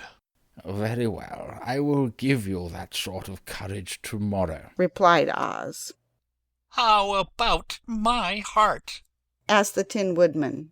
Why, as for that, answered Oz, I think you are wrong to want a heart. It makes most people unhappy. If you only knew it, you are in luck not to have a heart. That must be a matter of opinion, said the Tin Woodman. For my part, I will bear all the unhappiness without a murmur, if you will give me the heart. Very well, answered Oz meekly. Come to me tomorrow, and you shall have a heart. I have played wizard for so many years that I may as well continue the part a little longer. And now, said Dorothy, how am I to get back to Kansas? We shall have to think about that, replied the little man. Give me 2 or 3 days to consider the matter, and I shall try to find a way to carry you over the desert. In the meantime, you shall all be treated as my guests, and while you live in the palace, my people will wait upon you and obey your slightest wish. There is only one thing I ask in return for my help, such as it is. You must keep my secret, and tell no one I am a humbug. They agreed to say nothing of what they had learned, and went back to their rooms in high spirits. Even Dorothy had hope that the great and terrible Humbug, as she called him, would find a way to send her back to Kansas, and if he did, she was willing to forgive him everything. End of Chapter 15. Chapter 16. The Magic Art of the Great Humbug. Next morning, the Scarecrow said to his friends, Congratulate me! I'm going to Oz to get my brains at last! When I return, I shall be as other men are. I have always liked you as you were, said Dorothy simply. It is kind of you to like a scarecrow, he replied. But surely you will think more of me when you hear the splendid thoughts my new brain is going to turn out. Then he said goodbye to them all in a cheerful voice and went to the throne room, where he rapped upon the door. Come in, said Oz. The Scarecrow went in and found the little man sitting by the window, engaged in deep thought. I have come for my brains, remarked the Scarecrow a little uneasily. Oh, yes. Sit down in that chair, please, replied Oz. You must excuse me for taking your head off, but I shall have to do it in order to put your brains in their proper place. Well, that's all right, said the Scarecrow. You are quite welcome to take my head off, as long as it will be a better one when you put it on again. So the wizard unfastened his head and emptied out the straw. Then he entered the back room and took up a measure of bran, which he mixed with a great many pins and needles. Having shaken them together thoroughly, he filled the top of the Scarecrow's head with the mixture and stuffed the rest of the space with straw to hold it in place. When he had fastened the Scarecrow's head on his body again, he said to him, "Hereafter you will be a great man, for I have given you a lot of brand new brains." The Scarecrow was both pleased and proud at the fulfillment of his greatest wish, and having thanked Oz warmly, he went back to his friends. Dorothy looked at him curiously. His head was quite bulged out at the top with brains. "How do you feel?" she asked. I feel wise indeed. He answered earnestly. When I get used to my brains, I shall know everything. Why are all those needles and pins sticking out of your head? Asked the Tin Woodman. That is proof that he is sharp, remarked the Lion. Well, I must go to Oz and get my heart, said the Woodman. So he walked to the throne room and knocked at the door. "Come in," called Oz, and the Woodman entered and said, I have come for my heart. "Very well. answered the little man. But I shall have to cut a hole in your breast so I can put your heart in the right place. I hope it won't hurt you." Oh, no, answered the Woodman. I shall not feel it at all. So Oz brought a pair of tinsmith's shears and cut a small square hole in the left side of the Tin Woodman's breast. Then, going to a chest of drawers, he took out a pretty heart made entirely of silk and stuffed with sawdust. "Isn't it a beauty?" he asked. Oh, it is indeed, replied the Woodman, who was greatly pleased. But is it a kind heart? "Oh, very," answered Oz. He put the heart in the Woodman's breast and then replaced the square of tin, soldering it neatly together where it had been cut. "There," said he. "Now you have a heart that any man might be proud of. I'm sorry I had to put a patch on your breast, but it really couldn't be helped." Never mind the patch, exclaimed the happy Woodman. I am very grateful to you, and shall never forget your kindness. "Don't speak of it," replied Oz. Then the Tin Woodman went back to his friends, who wished him every joy on account of his good fortune. The Lion now walked to the throne room and knocked at the door. "Come in," said Oz. "I have come for my courage," announced the Lion, entering the room. "Very well," answered the little man. "I will get it for you." He went to a cupboard, and reaching up to a high shelf, took down a square green bottle, the contents of which he poured into a green gold dish, beautifully carved. Placing this before the Cowardly Lion, who sniffed at it as if he did not like it, the Wizard said, "Drink." "What is it?" asked the Lion. "Well," answered Oz, "if it were inside of you, it would be courage. You know, of course, that courage is always inside one, so that this really cannot be called courage until you have swallowed it. Therefore I advise you to drink it as soon as possible." The Lion hesitated no longer, but drank till the dish was empty. "How do you feel now?" asked Oz. "Full of courage," replied the Lion, who went joyfully back to his friends to tell them of his good fortune. Oz, left to himself, smiled to think of his success in giving the Scarecrow and the Tin Woodman and the Lion exactly what they thought they wanted. "How can I help being a humbug," he said, "when all these people make me do things that everybody knows can't be done? It was easy to make the Scarecrow and the Lion and the Woodman happy, because they imagined I could do anything. But it will take more than imagination to carry Dorothy back to Kansas, and I'm sure I don't know how it can be done." End of Chapter 16. Chapter 17. How the Balloon Was Launched. For 3 days Dorothy heard nothing from Oz. These were sad days for the little girl, although her friends were all quite happy and contented. The Scarecrow told them there were wonderful thoughts in his head, but he would not say what they were because he knew no one could understand them but himself. When the Tin Woodman walked about he felt his heart rattling around in his breast, and he told Dorothy he had discovered it to be a kinder and more tender heart than the one he had owned when he was made of flesh. The Lion declared he was afraid of nothing on earth, and would gladly face an army or a dozen of the fierce Kalidas. Thus each of the little party was satisfied except Dorothy, who longed more than ever to get back to Kansas. On the fourth day, to her great joy, Oz sent for her, and when she entered the throne room he greeted her pleasantly. "Sit down, my dear. I think I have found the way to get you out of this country." "And back to Kansas?" she asked eagerly. "Well, I'm not sure about Kansas, for I haven't the faintest notion which way it lies. But the first thing to do is to cross the desert, and then it should be easy to find your way home." "How can I cross the desert?" she inquired. "Well, I'll tell you what I think," said the little man. "You see, when I came to this country, it was in a balloon. You also came through the air, being carried by a cyclone. So I believe the best way to get across the desert will be through the air. Now, it is quite beyond my powers to make a cyclone, but I've been thinking the matter over, and I believe I can make a balloon." "How?" asked Dorothy.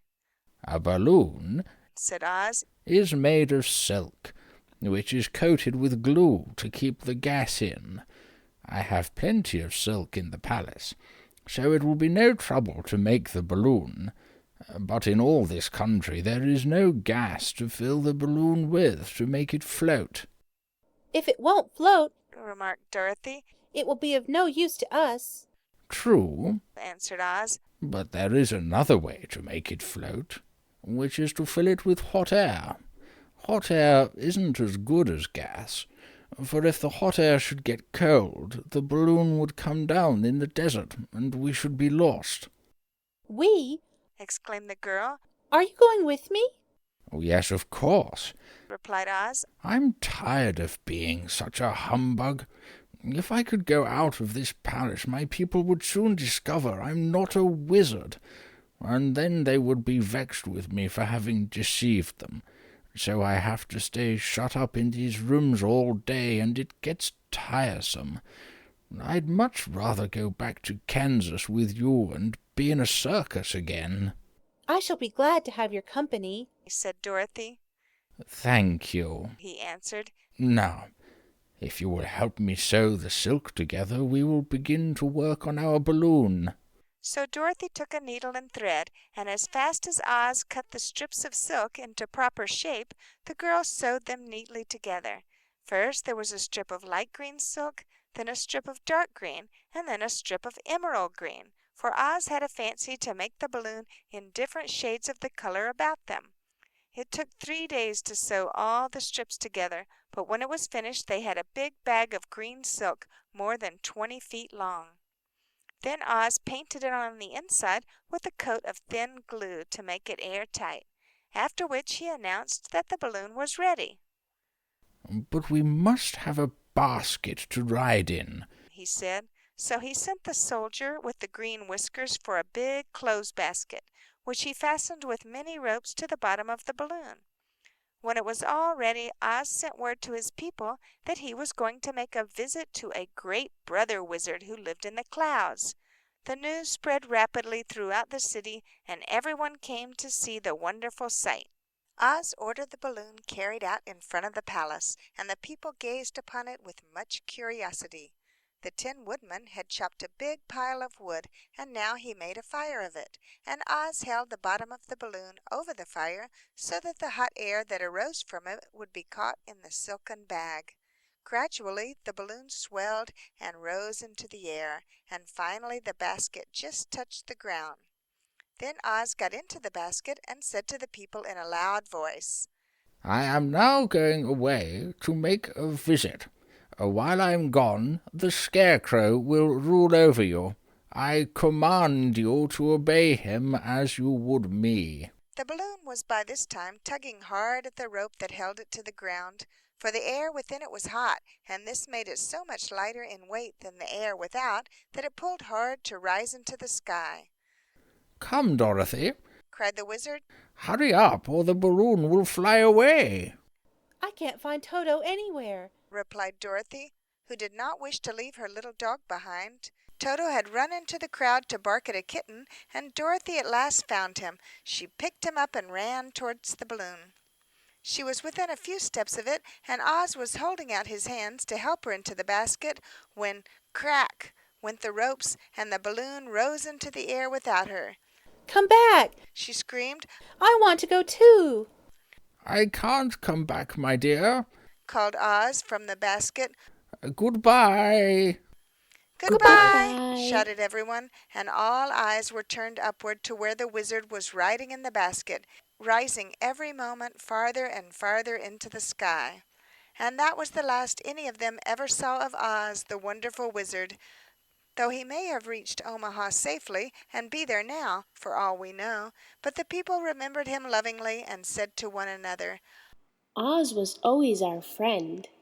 When he was here, he built for us this beautiful Emerald City. And now he is gone, he has left the wise Scarecrow to rule over us. Still, for many days they grieved over the loss of the wonderful wizard and would not be comforted. End of Chapter 17. Chapter 18. Away to the South. Dorothy wept bitterly at the passing of her hope to get home to Kansas again, but when she thought it all over, she was glad she had not gone up in a balloon, and she also felt sorry at losing Oz, and so did her companions.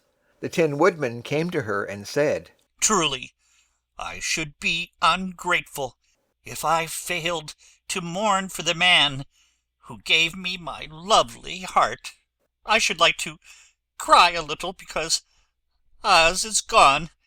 If you will kindly wipe away my tears, so that I shall not rust. With pleasure, she answered, and brought a towel at once. Then the Tin Woodman wept for several minutes.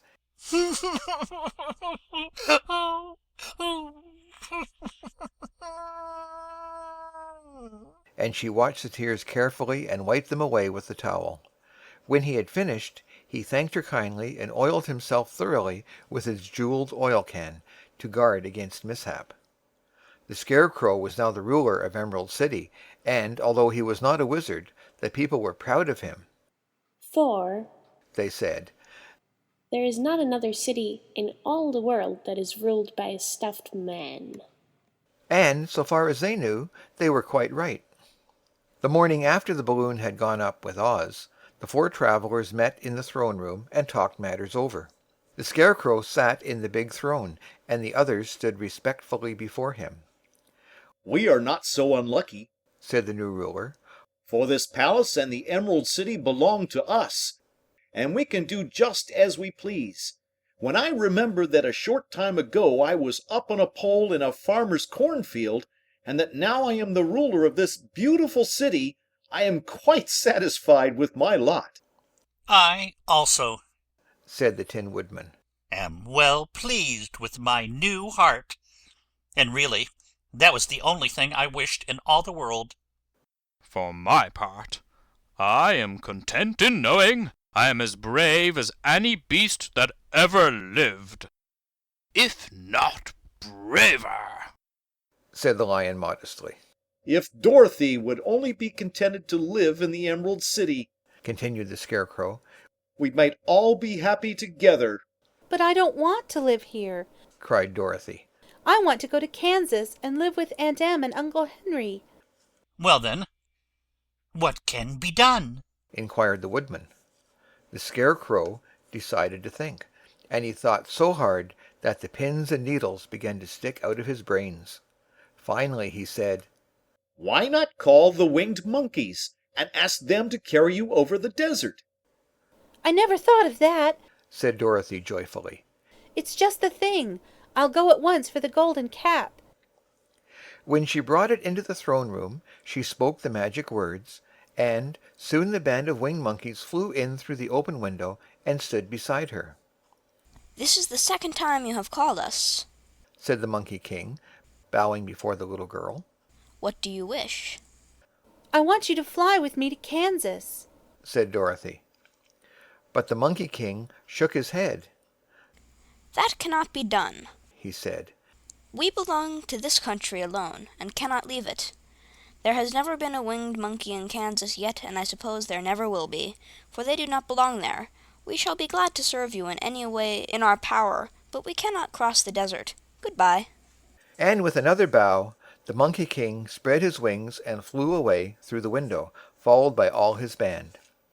Dorothy was ready to cry with disappointment. I have wasted the charm of the golden cap to no purpose, she said, for the winged monkeys cannot help me. It is certainly too bad, said the tender-hearted woodsman. The Scarecrow was thinking again, and his head bulged out so horribly that Dorothy feared it would burst. "Let us call in the soldier with the green whiskers," he said, "and ask his advice." So the soldier was summoned and entered the throne room timidly, for while Oz was alive, he was never allowed to come farther than the door. "This little girl," said the Scarecrow to the soldier, "wishes to cross the desert. How can she do so?" I cannot tell, answered the soldier, for nobody has ever crossed the desert unless it is Oz himself. Is there no one who can help me? asked Dorothy earnestly. Glinda might, he suggested. "Who is Glinda?" inquired the Scarecrow. The Witch of the South. She is the most powerful of all the witches, and rules over the Quadlings. Besides, her castle stands on the edge of the desert, so she may know a way to cross it. Glinda is a good witch, isn't she? asked the child. The Quadlings think she is good, said the soldier. And she is kind to everyone. I have heard that Glinda is a beautiful woman who knows how to keep young in spite of the many years she has lived. How can I get to her castle? asked Dorothy. The road is straight to the south, he answered. But it is said to be full of dangers to travelers. There are wild beasts in the woods, and a race of queer men who do not like strangers to cross their country. For this reason, none of the Quadlings ever come to the Emerald City. The soldier then left them, and the Scarecrow said, "It seems, in spite of dangers, that the best thing Dorothy can do is to travel to the land of the South and ask Glinda to help her. For, of course, if Dorothy stays here, she will never get back to Kansas." You must have been thinking again, remarked the Tin Woodman. "I have," said the Scarecrow. I shall go with Dorothy, declared the Lion. For I am tired of your city and long for the woods and the country again. I am really a wild beast, you know. Besides, Dorothy will need someone to protect her. That is true, agreed the Woodman. My axe may be of service to her, so I also will go with her to the land of the South. "When shall we start?" asked the Scarecrow. Are you going? They asked in surprise. "Certainly. If it wasn't for Dorothy, I should never have had brains. She lifted me from the pole in the cornfield and brought me to the Emerald City. So my good luck is all due to her, and I shall never leave her until she starts back to Kansas for good and for all." Thank you, said Dorothy gratefully. You are all very kind to me, but I should like to start as soon as possible. "We shall go tomorrow morning," returned the Scarecrow. "So now let us all get ready, for it will be a long journey." End of chapter 18. Chapter 19. Attacked by the Fighting Trees. The next morning, Dorothy kissed the pretty green girl goodbye, and they all shook hands with the soldier with the green whiskers, who had walked with them as far as the gate. When the guardian of the gate saw them again, he wondered greatly that they would leave the beautiful city to get into new trouble, but he at once unlocked their spectacles, which he put back into the green box, and gave them many good wishes to carry with them. You are now our ruler, he said to the Scarecrow. So you must come back to us as soon as possible. I certainly shall if I am able, the Scarecrow replied. But I must help Dorothy to get home first. As Dorothy bade the good-natured guardian a last farewell, she said, I have been very kindly treated in your lovely city, and everyone has been good to me. I cannot tell you how grateful I am.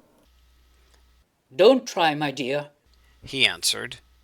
We should like to keep you with us, but if it is your wish to return to Kansas, I hope you will find a way. He then opened the gate to the outer wall, and they walked forth and started upon their journey. The sun shone brightly as our friends turned their faces toward the land of the South. They were all in the best of spirits and laughed and chatted together. Dorothy was once more filled with the hope of getting home, and the Scarecrow and Tin Woodman were glad to be of use to her. As for the lion, he sniffed the fresh air with delight and whisked his tail from side to side in pure joy at being in the country again, while Toto ran around them and chased the moths and butterflies, barking merrily all the time. City life does not agree with me at all, remarked the lion, as they walked along at a brisk pace. I have lost much flesh since I lived there, and now I am anxious for a chance to show the other beasts how courageous I have grown. They now turned and took a last look at the Emerald City. All they could see was a mass of towers and steeples behind the green walls, and high up above everything, the spires and dome of the Palace of Oz. Oz was not such a bad wizard, after all, said the Tin Woodman, as he felt his heart rattling around in its breast. He knew how to give me brains, and very good brains, too, said the Scarecrow. If Oz had taken a dose of the same courage he gave me, added the lion, he would have been a brave man. Dorothy said nothing. Oz had not kept the promise he had made her, but he had done his best, so she forgave him. As he said, he was a good man, even if he was a bad wizard. The first day's journey was through the green fields and bright flowers that stretched about the Emerald City on every side. They slept that night on the grass with nothing but the stars over them, and they rested very well indeed. In the morning they traveled on until they came to a thick wood. There was no way of going around it, for it seemed to extend to the right and left as far as they could see. And besides, they did not dare change the direction of their journey for fear of getting lost. So they looked for the place where it would be easiest to get into the forest. The Scarecrow, who was in the lead, finally discovered a big tree with such wide-spreading branches that there was room for the party to pass underneath. So he walked forward toward that tree, but just as he came under the first branches, they bent down and twined around him, and the next minute he was raised from the ground and flung headlong among his fellow travelers. This did not hurt the Scarecrow, but it surprised him, and he looked rather dizzy when Dorothy picked him up. Here is another space between the trees, called the lion. Let me try it first, said the Scarecrow, for it doesn't hurt me to get thrown about. He walked up to another tree as he spoke, but its branches immediately seized him and tossed him back again. This is strange, exclaimed Dorothy. What shall we do? The trees seem to have made up their minds to fight us and stop our journey, remarked the lion. I believe I will try it myself, said the Woodman, and shouldering his axe, he marched up to the first tree that had handled the Scarecrow so roughly. When a big branch bent down to seize him, the Woodman chopped at it so fiercely that he cut it in two. At once the tree began shaking all its branches as if in pain, and the Tin Woodman passed safely under it. Come on, he shouted to the others. Be quick. They all ran forward and passed under the tree without injury, except Toto, who was caught by a small branch and shaken until he howled, but the Woodman promptly chopped off the branch and set the little dog free. The other trees of the forest did nothing to keep them back, So they made up their minds that only the first row of trees could bend down their branches, and that probably these were the policemen of the forest, and given this wonderful power in order to keep strangers out of it. The four travelers walked with ease through the trees until they found the farther edge of the wood. Then, to their surprise, they found before them a high wall, which seemed to be made of white china. It was smooth like the surface of a dish, and higher than their heads. What shall we do now? Asked Dorothy.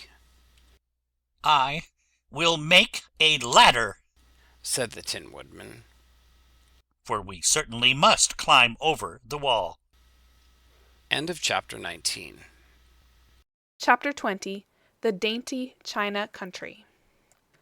While the Woodman was making a ladder from the wood which he found in the forest, Dorothy lay down and slept, for she was tired by the long walk.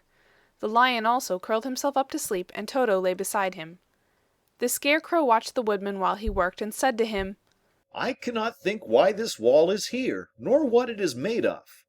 Rest your brains, and do not worry about the wall, replied the Woodman. When we have climbed over it, we shall know what is on the other side. After a time the ladder was finished. It looked clumsy, but the Tin Woodman was sure it was strong, and would answer their purpose. The Scarecrow waked Dorothy, and the Lion, and Toto, and told them that the ladder was ready. The Scarecrow climbed up the ladder first, but he was so awkward that Dorothy had to follow close behind and keep him from falling off. When he got his head over the top of the wall, the Scarecrow said, Oh, my! Go on, exclaimed Dorothy. So the Scarecrow climbed farther up and sat down on the top of the wall, and Dorothy put her head over and cried, Oh, my! just as the Scarecrow had done. Then Toto came up and immediately began to bark, but Dorothy made him be still. The Lion climbed the ladder next, and the Tin Woodman came last, but both of them cried, Oh, my! as soon as they looked over the wall. When they were all sitting in a row on the top of the wall, they looked down and saw a strange sight. Before them was a great stretch of country having a floor as smooth and shining and white as the bottom of a big platter. Scattered around were many houses made entirely of china and painted in the brightest colors. These houses were quite small, the biggest of them reaching only as high as Dorothy's waist. There were also pretty little barns with china fences around them, and many cows and sheep and horses and pigs and chickens, all made of china, were standing about in groups. But the strangest of all were the people who lived in this queer country. There were milkmaids and shepherdesses, with brightly colored bodices and golden spots all over their gowns, and princesses with most gorgeous frocks of silver and gold and purple, and shepherds dressed in knee breeches with pink and yellow and blue stripes down them, and golden buckles on their shoes, and princes with jeweled crowns upon their heads, wearing ermine robes and satin doublets, and funny clowns in ruffled gowns, with round red spots upon their cheeks and tall pointed caps. And, strangest of all, these people were all made of china, even to their clothes, and were so small that the tallest of them was no higher than Dorothy's knee. No one did so much as look at the travelers at first, except one little purple china dog with an extra large head, which came to the wall and barked at them in a tiny voice, afterwards running away again. How shall we get down? asked Dorothy. They found the ladder so heavy they could not pull it up, so the Scarecrow fell off the wall, and the others jumped down upon him so that the hard floor would not hurt their feet. Of course they took pains not to light on his head and get the pins in their feet. When all were safely down they picked up the Scarecrow, whose body was quite flattened out, and patted his straw into shape again. We must cross this strange place in order to get to the other side, said Dorothy, for it would be unwise for us to go any other way except due south. They began walking through the country of the China people, and the first thing they came to was a China milkmaid milking a China cow. As they drew near, the cow suddenly gave a kick, and kicked over the stool, the pail, and even the milkmaid herself, and all fell on the china ground with a great clatter. Dorothy was shocked to see that the cow had broken her leg off, and that the pail was lying in several small pieces, while the poor milkmaid had a nick in her left elbow. There! cried the milkmaid angrily. See what you have done! My cow has broken her leg, and I must take her to the mender's shop and have it glued on again. What do you mean by coming here and frightening my cow? I am very sorry, returned Dorothy. Please forgive us. But the pretty milkmaid was much too vexed to make any answer. She picked up the legs sulkily and led her cow away, the poor animal limping on 3 legs. As she left them, the milkmaid cast many reproachful glances over her shoulder at the clumsy strangers, holding her nicked elbow close to her side. Dorothy was quite grieved at this mishap. "We must be very careful here," said the kind-hearted Woodman, "or we may hurt these pretty little people, so they will never get over it." A little farther on, Dorothy met a most beautifully dressed young princess, who stopped short as she saw the strangers and started to run away. Dorothy wanted to see more of the princess, so she ran after her, but the China girl cried out, "Don't chase me! Don't chase me!" She had such a frightened little voice that Dorothy stopped and said, "Why not?" "Because," answered the princess, also stopping a safe distance away, "if I run, I may fall down and break myself." "But could you not be mended?" asked the girl. "Oh, yes, but one is never so pretty after being mended, you know," replied the princess. "I suppose not," said Dorothy. "Now there is Mr. Joker, one of our clowns," continued the China lady, "who is always trying to stand upon his head. He has broken himself so often that he is mended in 100 places and doesn't look at all pretty. Here he comes now, so you can see for yourself." Indeed, a jolly little clown came walking toward them, and Dorothy could see that in spite of his pretty clothes of red and yellow and green, he was completely covered with cracks, running every which way, and showing plainly that he had been mended in many places. The clown put his hands in his pockets, and after puffing out his cheeks and nodding his head at them saucily, he said, "My lady fair, why do you stare at poor old Mr. Joker? You're quite as stiff and prim as if you'd eaten up a poker."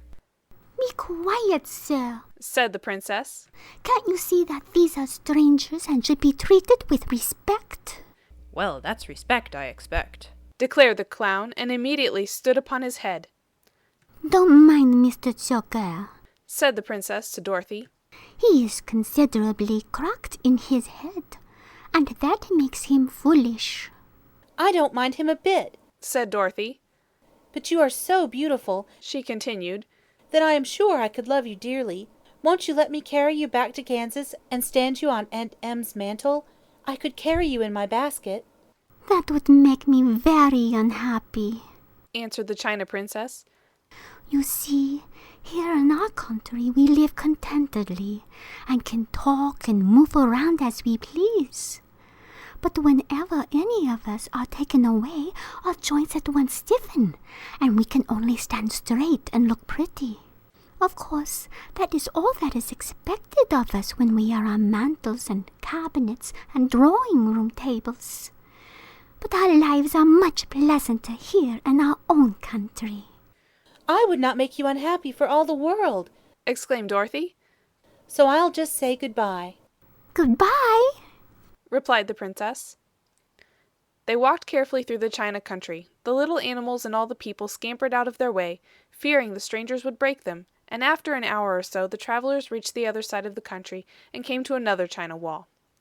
It was not so high as the first, however, and by standing upon the lion's back they all managed to scramble to the top.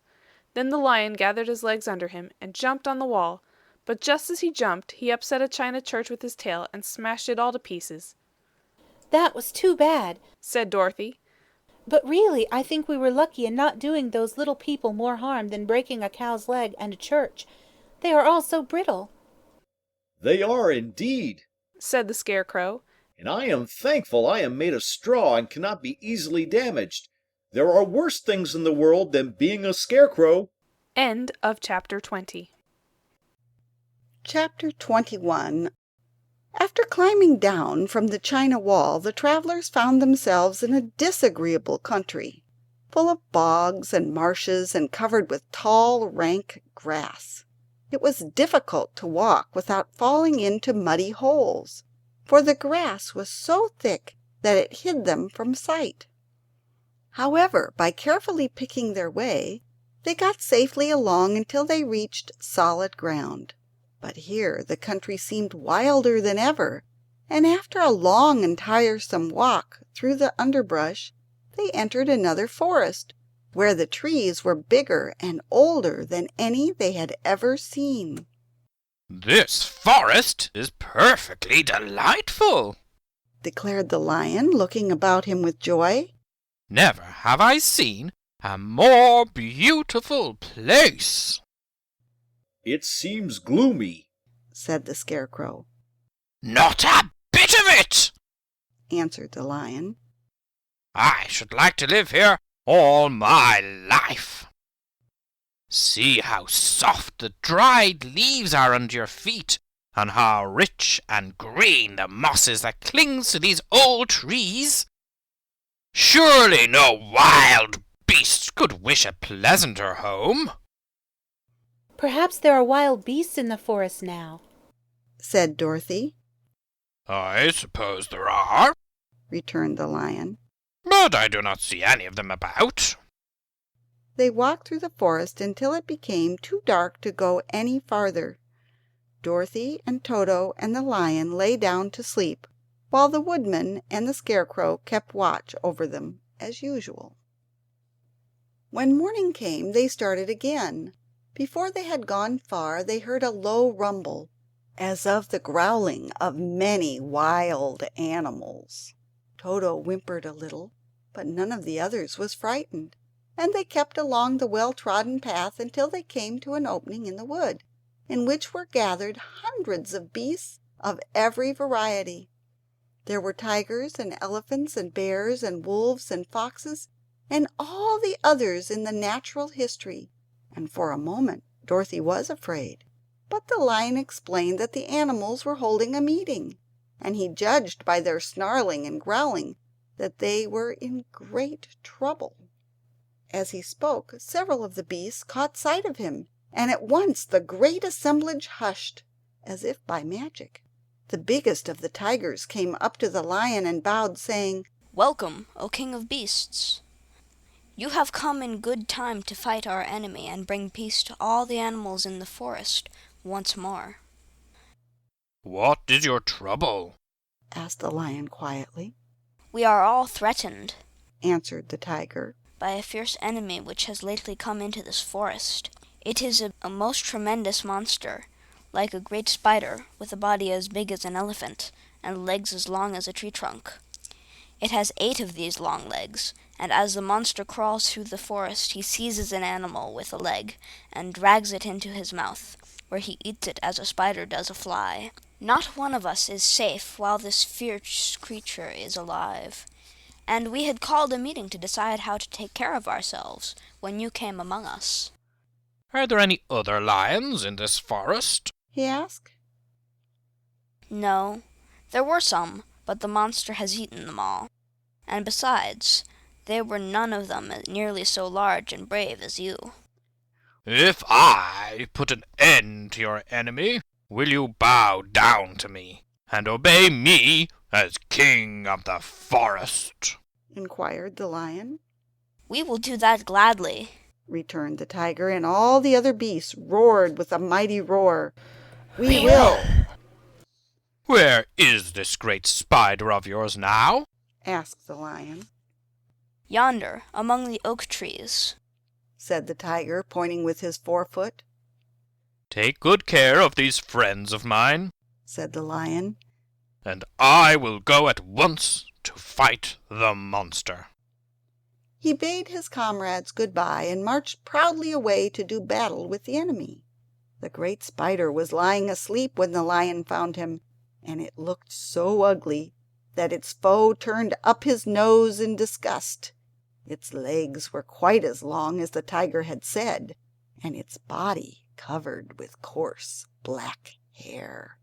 It had a great mouth, with a row of sharp teeth a foot long, but its head was joined to the pudgy body by a neck as slender as a wasp's waist.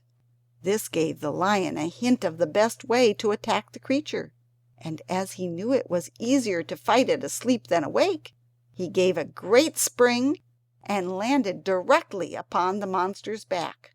Then, with one blow of his heavy paw, All armed with sharp claws, he knocked the spider's head from its body. Jumping down, he watched it until the long legs stopped wiggling, when he knew it was quite dead. The lion went back to the opening where the beasts of the forest were waiting for him, and said proudly, You need fear your enemy no longer. Then the beasts bowed down to the lion as their king, and he promised to come back and rule over them as soon as Dorothy was safely on her way to Kansas. End of chapter 14.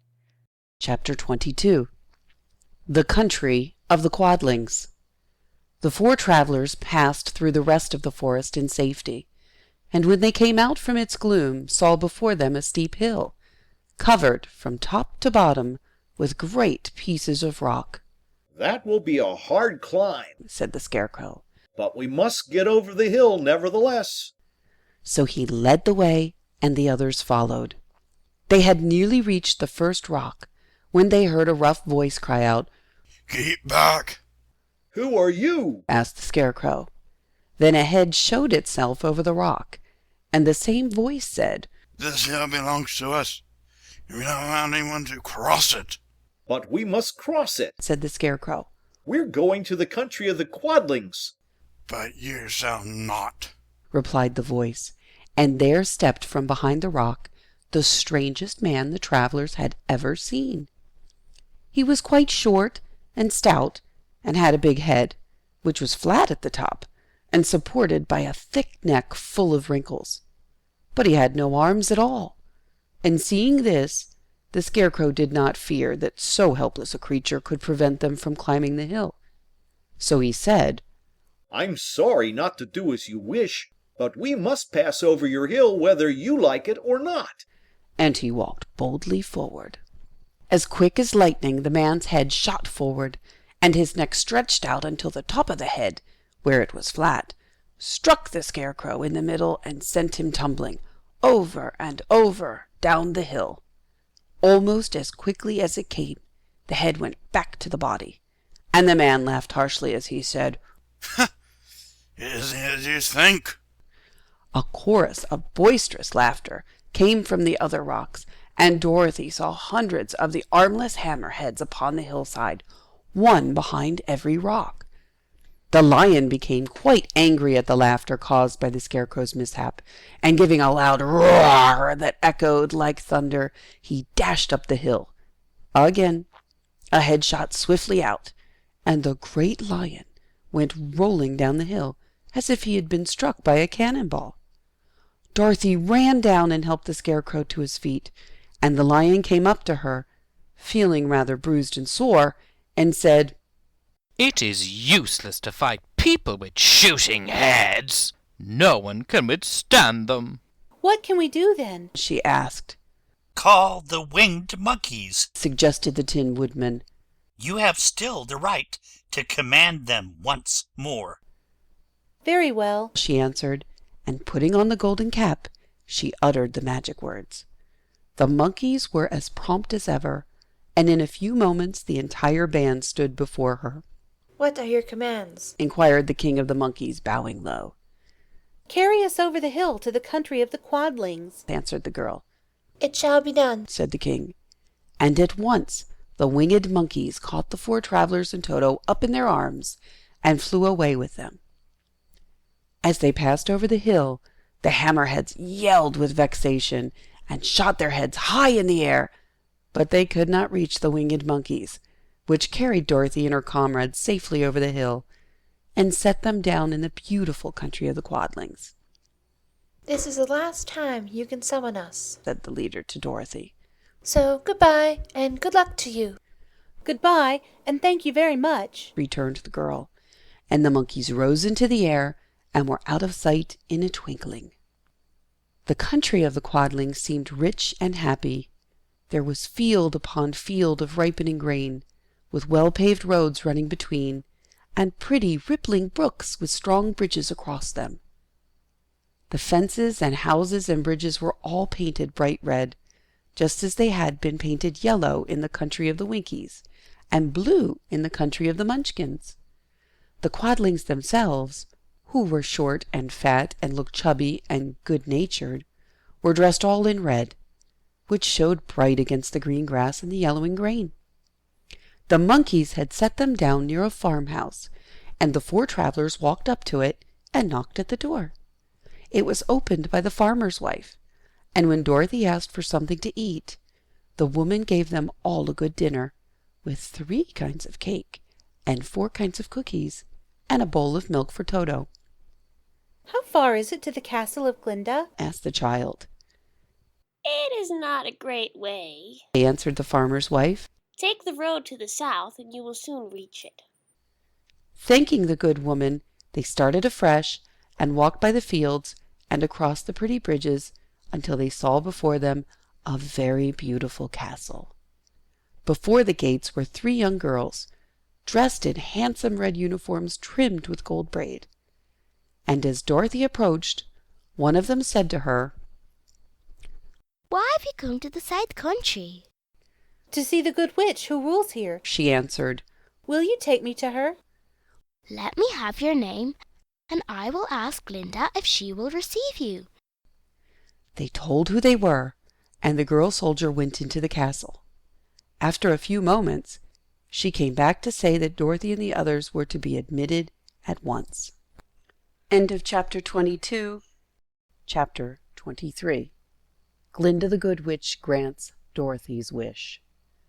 Before they went to see Glinda, however, they were taken to a room of the castle, where Dorothy washed her face and combed her hair, and the lion shook the dust out of his mane, and the Scarecrow patted himself into his best shape, and the Woodman polished his tin and oiled his joints.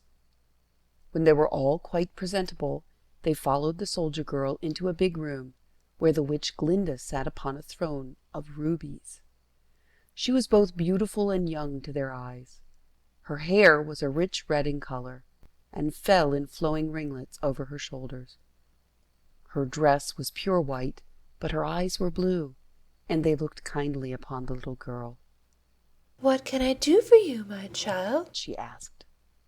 Dorothy told the witch all her story, how the Cyclone had brought her to the land of Oz, how she had found her companions, and of the wonderful adventures they had met with. My greatest wish now, she added, is to get back to Kansas, for Aunt Em will surely think something dreadful has happened to me, and that will make her put on mourning, and unless the crops are better this year than they were last, I am sure Uncle Henry cannot afford it. Glinda leaned forward and kissed the sweet, upturned face of the loving little girl. "Bless your dear heart," she said. "I am sure I can tell you of a way to get back to Kansas. Then she added, But if I do, you must give me the golden cap." "Willingly," exclaimed Dorothy. "Indeed, it is of no use to me now. And when you have it, you can command the winged monkeys 3 times.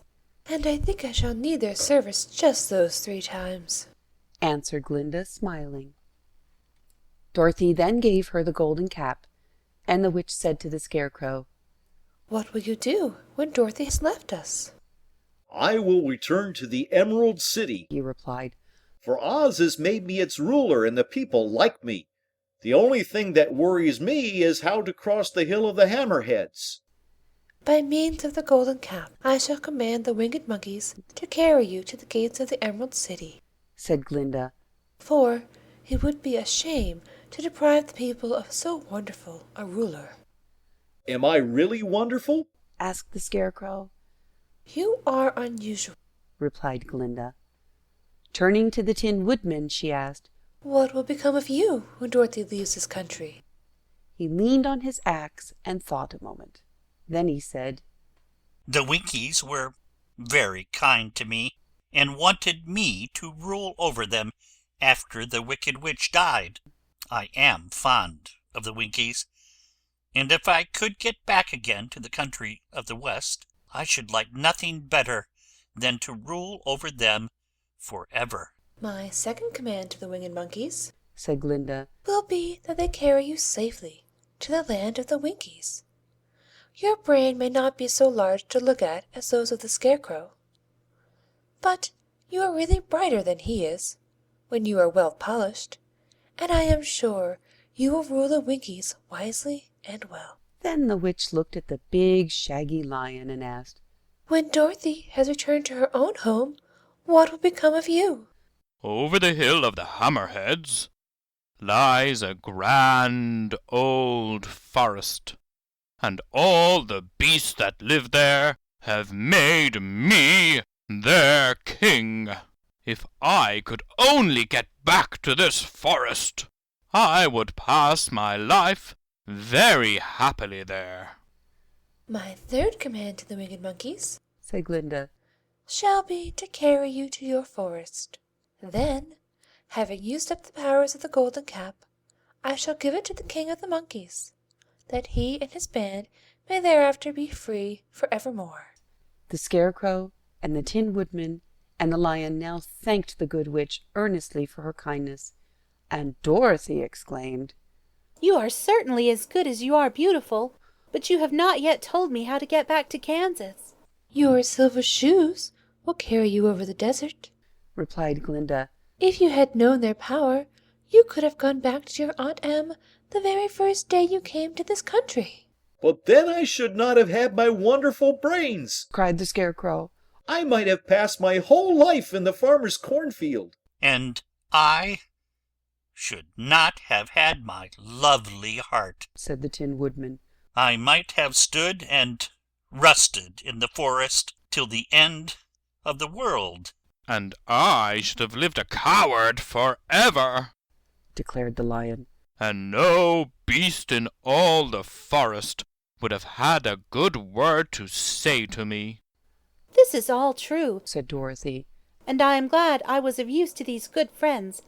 But now that each of them has had what he most desired, and each is happy in having a kingdom to rule besides, I think I should like to go back to Kansas. The silver shoes, said the good witch, have wonderful powers, and one of the most curious things about them is that they can carry you to any place in the world in 3 steps, and each step will be made in the wink of an eye.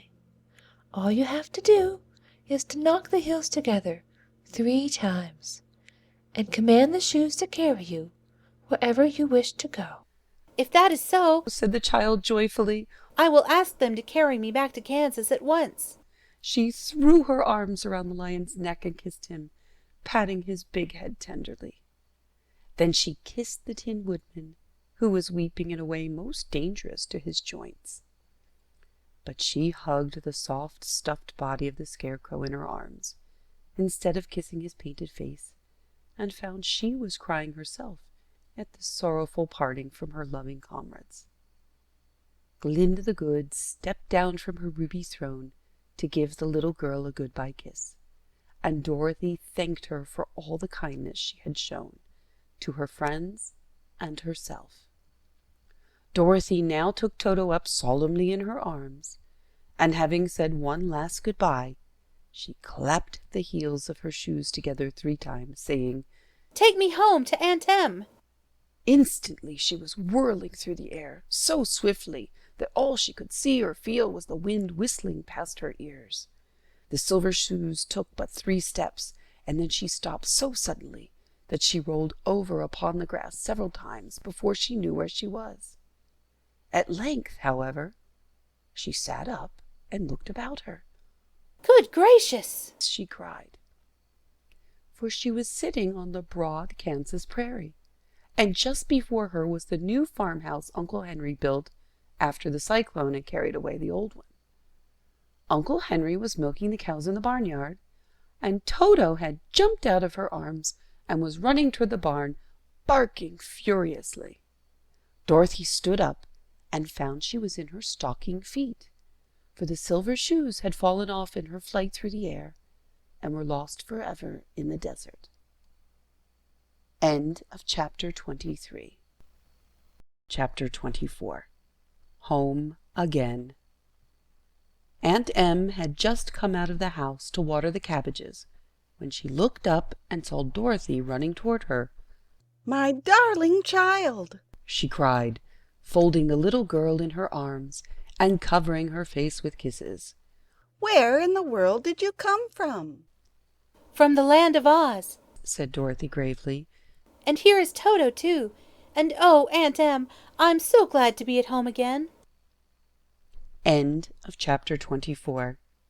Recording by Diane Dunn, Chester Springs, Pennsylvania. End of The Wonderful Wizard of Oz by L. Frank Baum. Credits for The Wizard of Oz. Uncle Henry, played by David Lawrence. Aunt Em, played by Jenny Lundak. The Witch of the North by Jenny Lundak. Dorothy, played by Heather and By. Munchkin 1 by Ross Clement.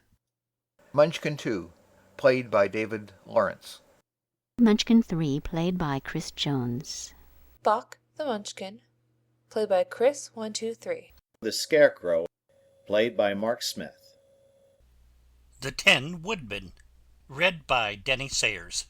The Cowardly Lion, recording by Porrick. The Stork by Jenny Lundak.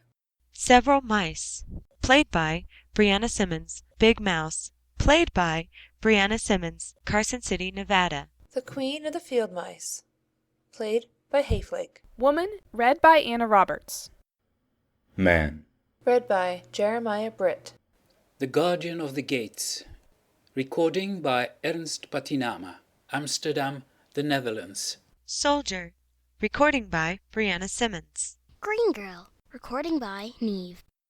Person of the Court, recording by Alethea Burgess, Sogipo, South Korea. The Wizard of Oz, played by Earth Calling. The Wicked Witch of the West, played by Ruth Golding. Leader of the Wolves, recording by Henry Freegon. King Crow, recording by Henry Freegon. Monkey King, recording by Henry Freegon. Person of the Emerald City, played by Static Stacy. China Princess, played by Chris Jones. Clown, played by Victoria Kusarak. Tiger, recording by Henry Freegon. Milkmaid, played by Reads-A-Lot. The Strange Man, recording by Ian Hatley. Farmer's Wife, played by Static Stacy. Young Girl, played by Neve. Glinda the Good Witch, played by Jennifer Stearns, Concord, New Hampshire. Editing by Jennifer Stearns. Proof listening by Trisha G. and Heart of Texas. End of the credits for The Wizard of Oz. This recording is in the public domain.